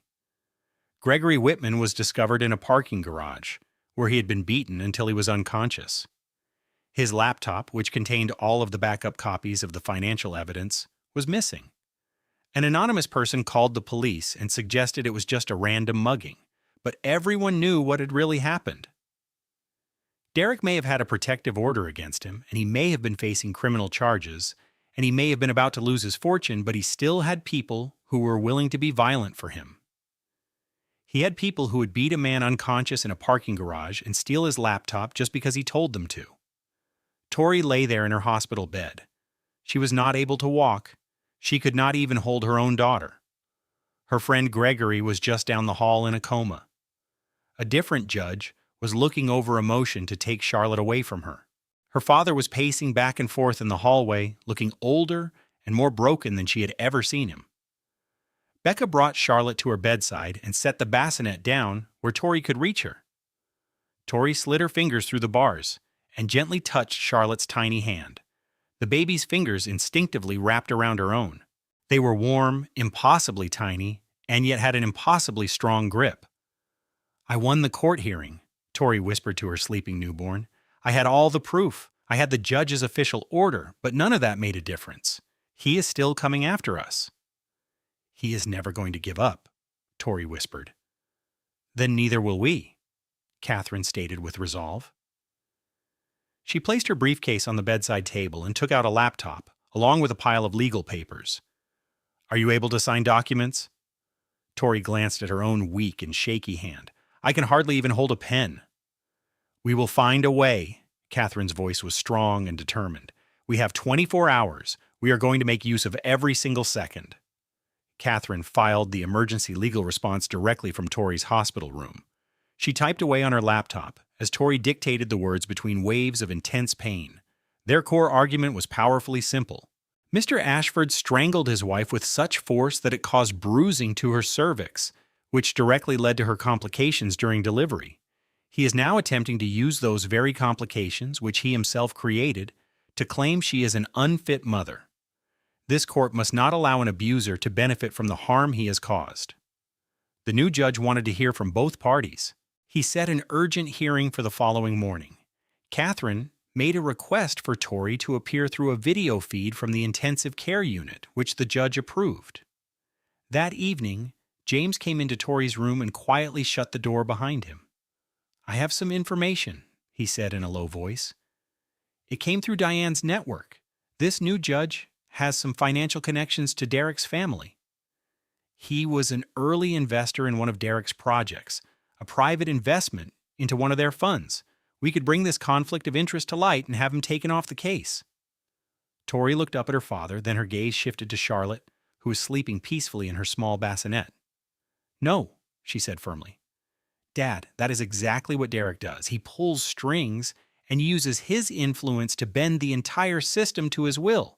If we start doing the same thing, then we are no different from him." "This is not about being different, Tori. This is about winning." "It's about both," she countered. "One day, Charlotte is going to be old enough to understand. She will have questions. She will want to know how I handled this battle. And I have to be able to look her straight in the eyes and tell her that I fought the right way, that I did not turn into the very monster I was fighting against." James studied his daughter for a long moment. This woman, lying in a hospital bed, who was barely strong enough to sit up. This woman who had come so close to death while bringing her child into the world. She was fighting for custody of her baby from a bed in the intensive care unit, and the man trying to take that baby away was the same man who put her there. The custody hearing started at 9 o'clock the next morning. In the courtroom, Derek's lawyers made their case. They claimed that Tori was not physically able to care for her child. They said that baby Charlotte needed a stable home. They suggested that Derek's mother, Margaret Ashford, could be a temporary guardian. Derek himself was not there. His own chair in the courtroom was empty. His lawyers told the judge that he had scheduling conflicts. The man who wanted custody of his newborn daughter could not even bother to attend the hearing. Then, a video feed connected to the courtroom monitor. Tori's face appeared on the large screen. She looked pale and was wearing a hospital gown. You could see an intravenous line in her arm and drainage tubes under her blankets. Behind her, the monitors of the intensive care unit beeped steadily, and right next to her bed you could just see the edge of a bassinet where baby Charlotte was sleeping peacefully. The judge saw a woman who had nearly died giving birth. Her injuries were caused by the same man who was now asking for custody.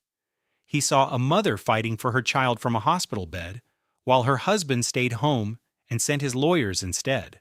Tori asked the judge if she could speak for herself, and he agreed. "Your Honor," she said, her voice weak but clear, 3 days ago I almost died while my daughter was being born. The problems during childbirth were a direct result of my husband's actions. He strangled me when I was 8 months pregnant." She paused to take a slow, deep breath. The entire courtroom was completely still. "I'm speaking to you right now from a hospital bed in the intensive care unit," she continued. "I have not even been able to hold my daughter yet. I have not slept for 3 days, but I am here. I will always be here for her because that is what a mother does. My husband is not here today. He sent his lawyers to do his work for him. He always sends other people to do the things he does not want to do himself. That is the real difference between us. I show up. I show up even when it hurts and even when I am scared. I show up even when my body is broken and machines are beeping all around me. I show up when I cannot even stand on my own 2 feet. I show up because my daughter needs me to, and I promise you, I will never, ever stop showing up for her. The courtroom was silent for a very long time. The judge looked at Derek's empty chair. Then he looked back at Tori on the screen.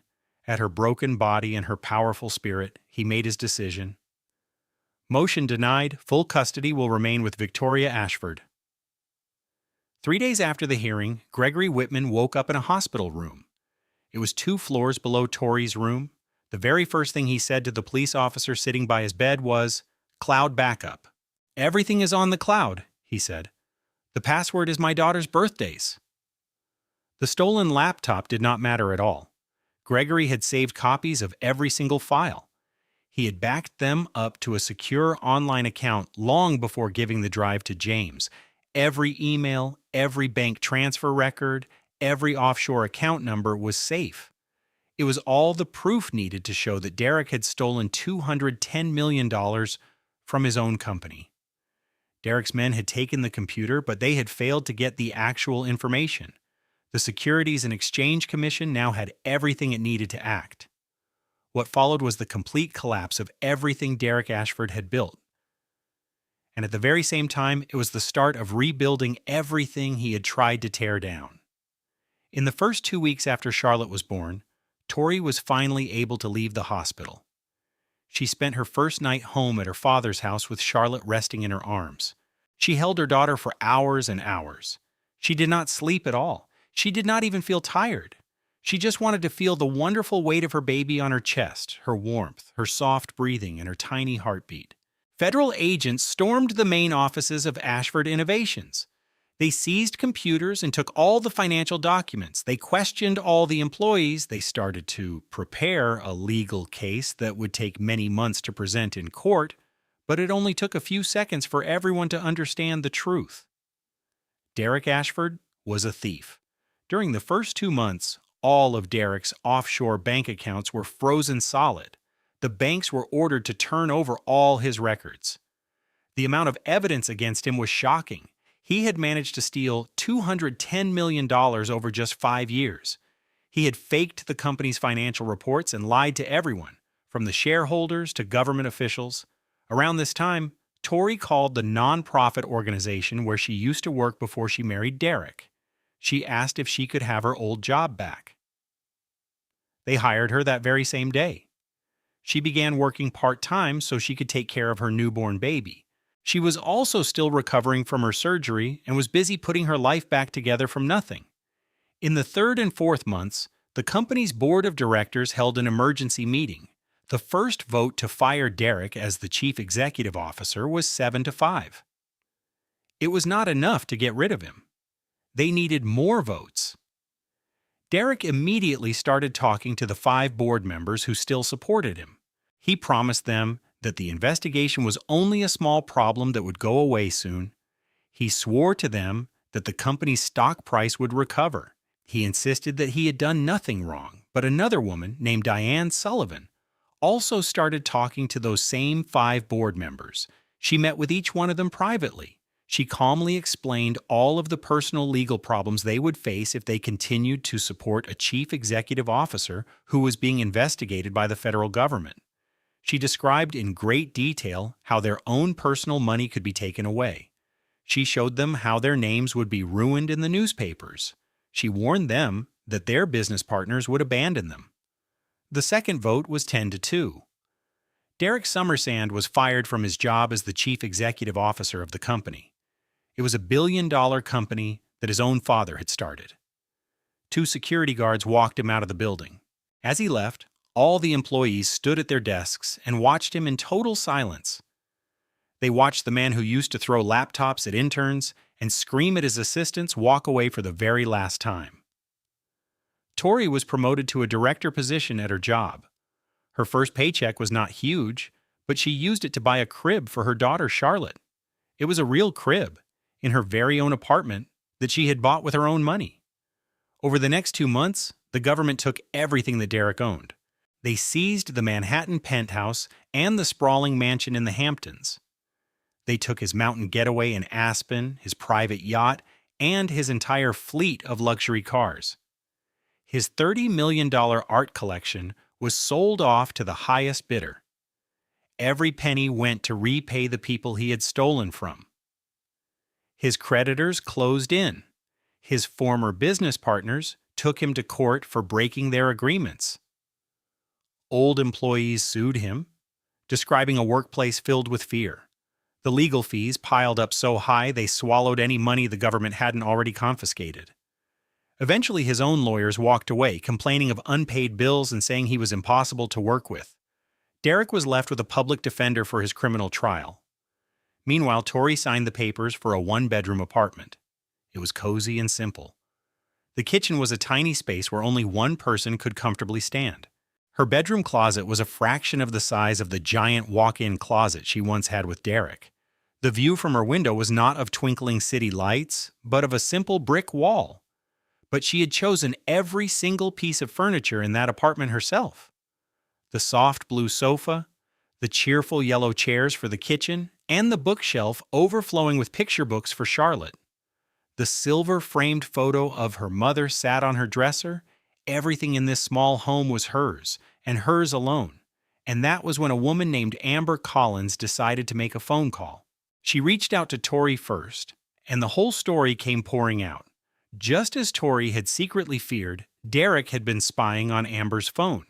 He started to chip away at her confidence, criticizing her friends, her career, and her appearance. He even started using that bone-chilling phrase, "Look what you made me do." Amber had saved financial records that showed every single dollar Derek had spent on her using the company's money. He had paid for her apartment lease through his business. He bought her lavish gifts with the corporate credit card. He even funded their secret trips with money wired directly from company accounts.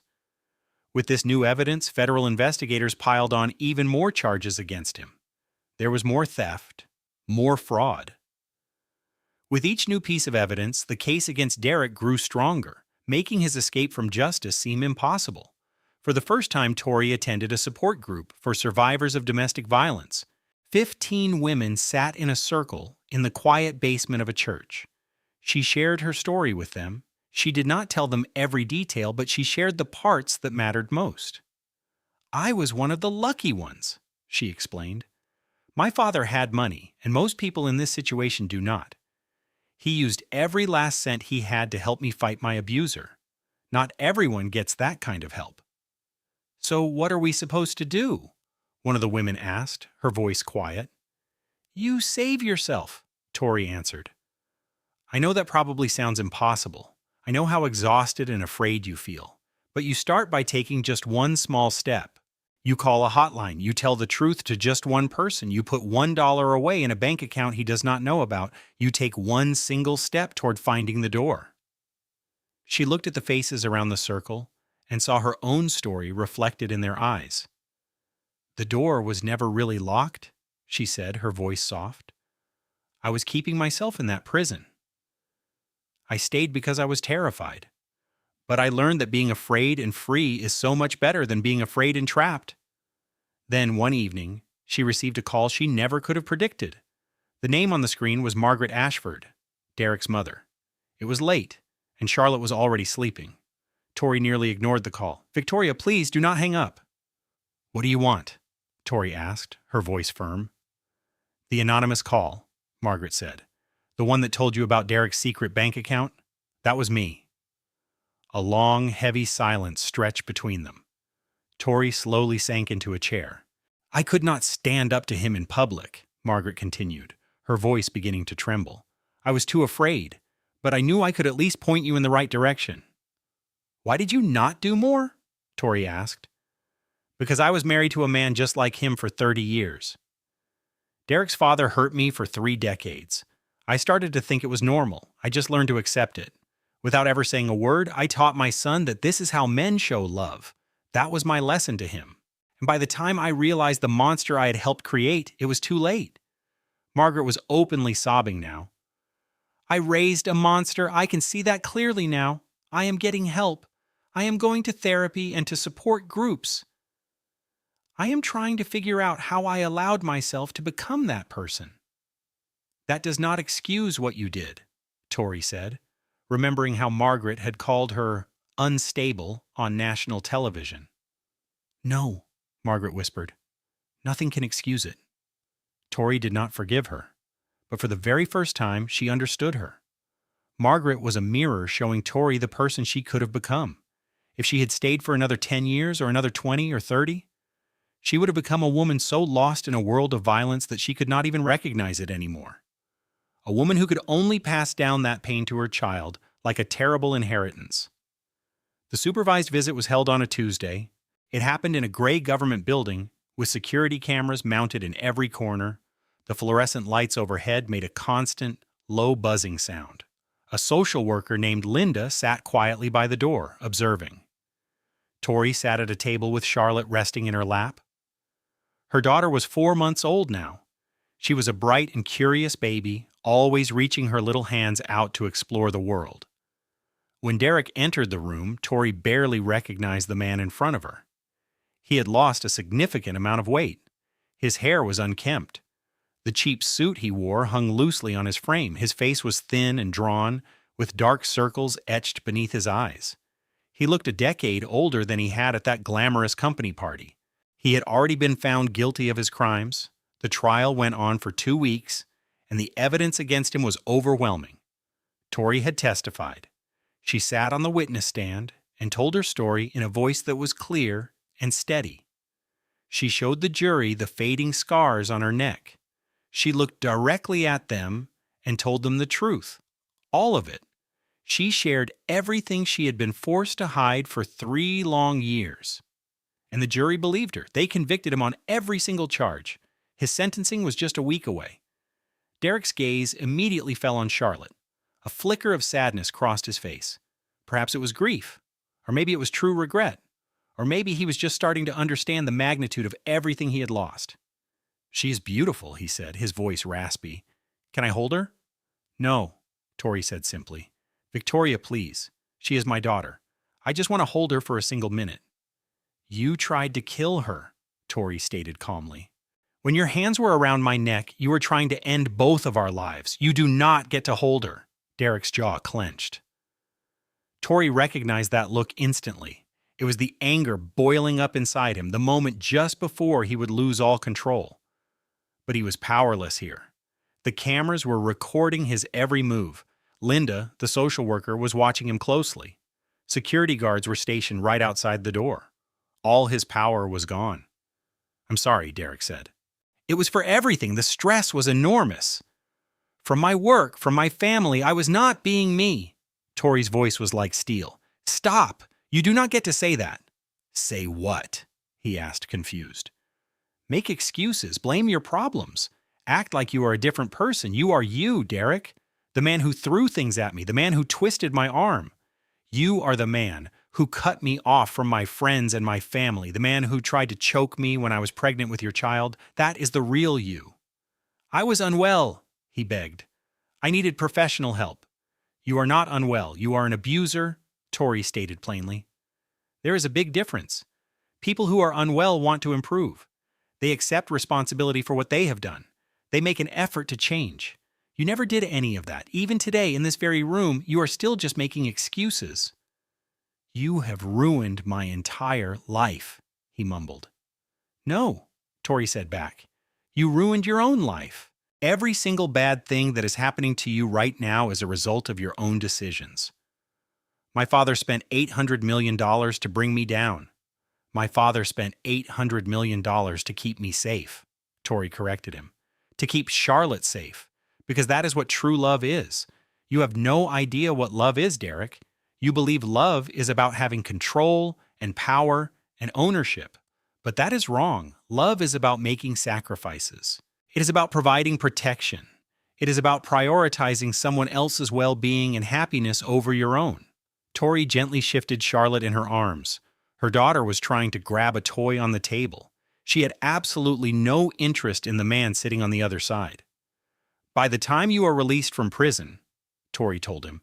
Charlotte will be an adult, and she will know exactly the kind of person you are, and every single thing that you did.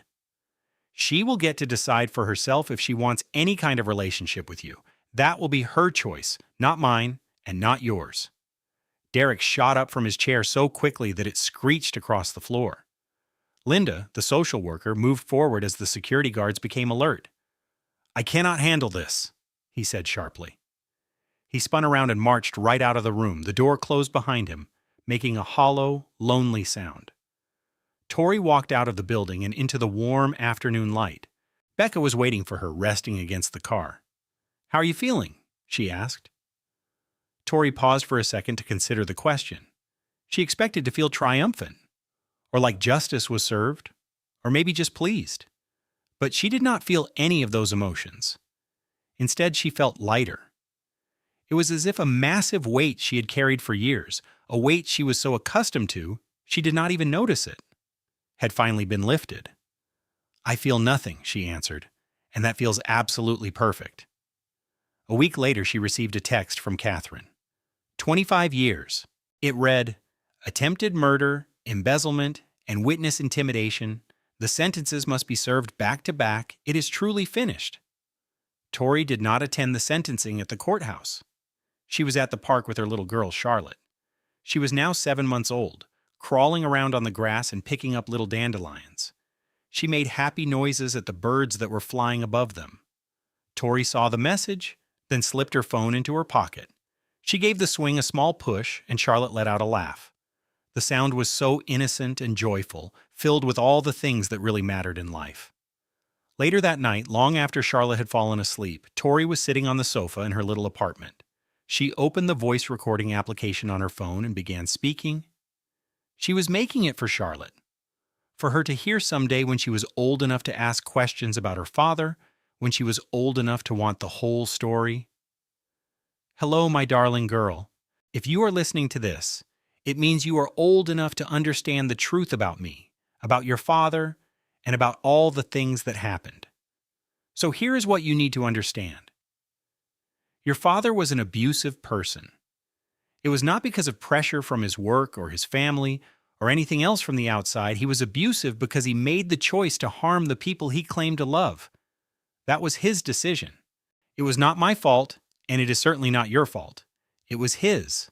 I was with him for 3 years. I would make up reasons for his actions. I ignored all of the red flags. I truly thought I could change him. I believed my love would be strong enough. I discovered that love is never enough if the other person is unwilling to change. I also discovered that seeking help is not a sign of being weak. It is a sign of being strong. Your grandfather, Becca, Dr. Hoffman, Catherine, Marcus, Gregory, and so many others helped me escape.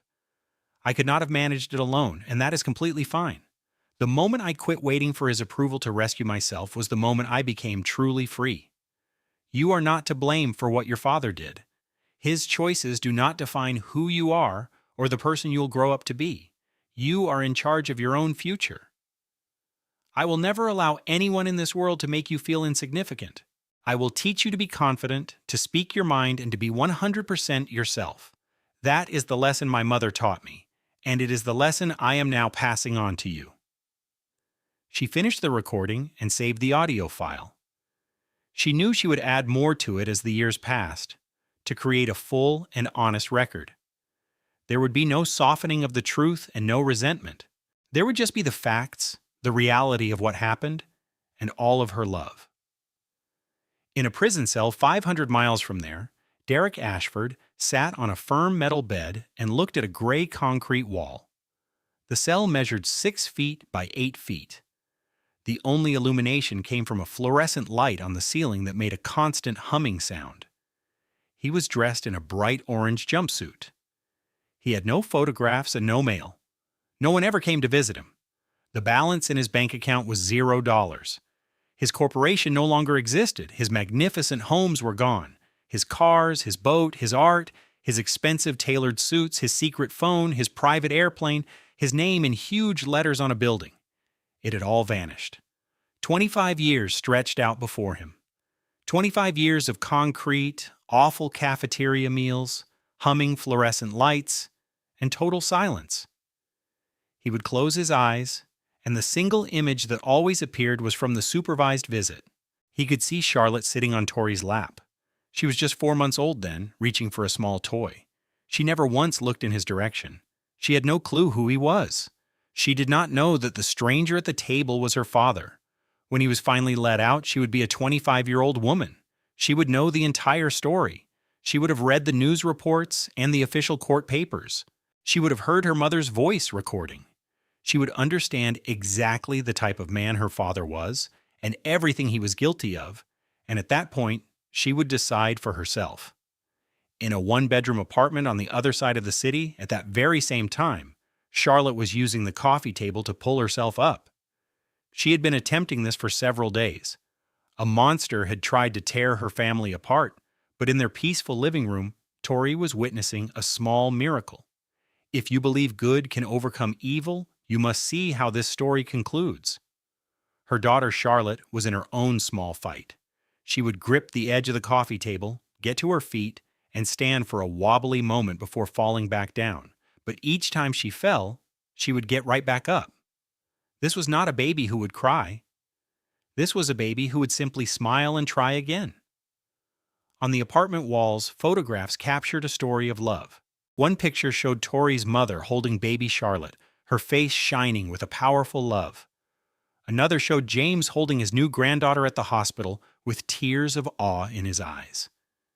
In a different one, their friend Becca made funny faces while Charlotte laughed. Even Dr. Hoffman was in a photo, smiling at Charlotte's first doctor's visit. But there were no pictures of Derek anywhere, not even one. Tori was sitting on the carpet, watching her very determined daughter. Her phone on a nearby table suddenly lit up. It was a text from her lawyer, Catherine. The message simply said that the appeal had been rejected. The sentence was now final. 25 years. It was really, truly over. Tori put the phone face down and looked back at her daughter. Charlotte gripped the coffee table once more, pulled herself up and swayed. But this time she steadied herself. She stood strong. She looked right at her mother and gave a huge, open, and fearless grin. And then she took her very first step. The one step was bought with $800 million. James Caldwell used all of his money. Every last cent he had made over 30 years of building his company from the ground up, he used to take apart the life of the man who tried to end his daughters. When people would ask him if it was worth the price, his answer was always the same. He would say the money was never really his. It always belonged to her. Derek Ashford entered prison with nothing. He had no wealth, no business, no family, and no legacy. He had only 25 years of concrete walls waiting for him. He would have to live knowing his daughter would be raised in a house that belonged to somebody else. As for Victoria Caldwell, she went back to using her maiden name the day the divorce was finalized. She returned to being the person she was before, the woman who ran marathons, the woman with strong convictions, the woman who devoted her life to helping others, the woman who was no longer scared to exist in the world.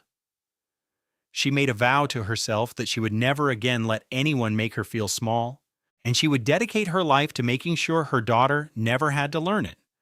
This story was carefully researched, written, and edited by our team to share a powerful lesson about life. We design each story to entertain you, to inspire you, and to empower you. We sincerely believe that storytelling can change lives for the better, and we promise to always deliver content that matters to you. Thank you for being such a wonderful and supportive part of our community.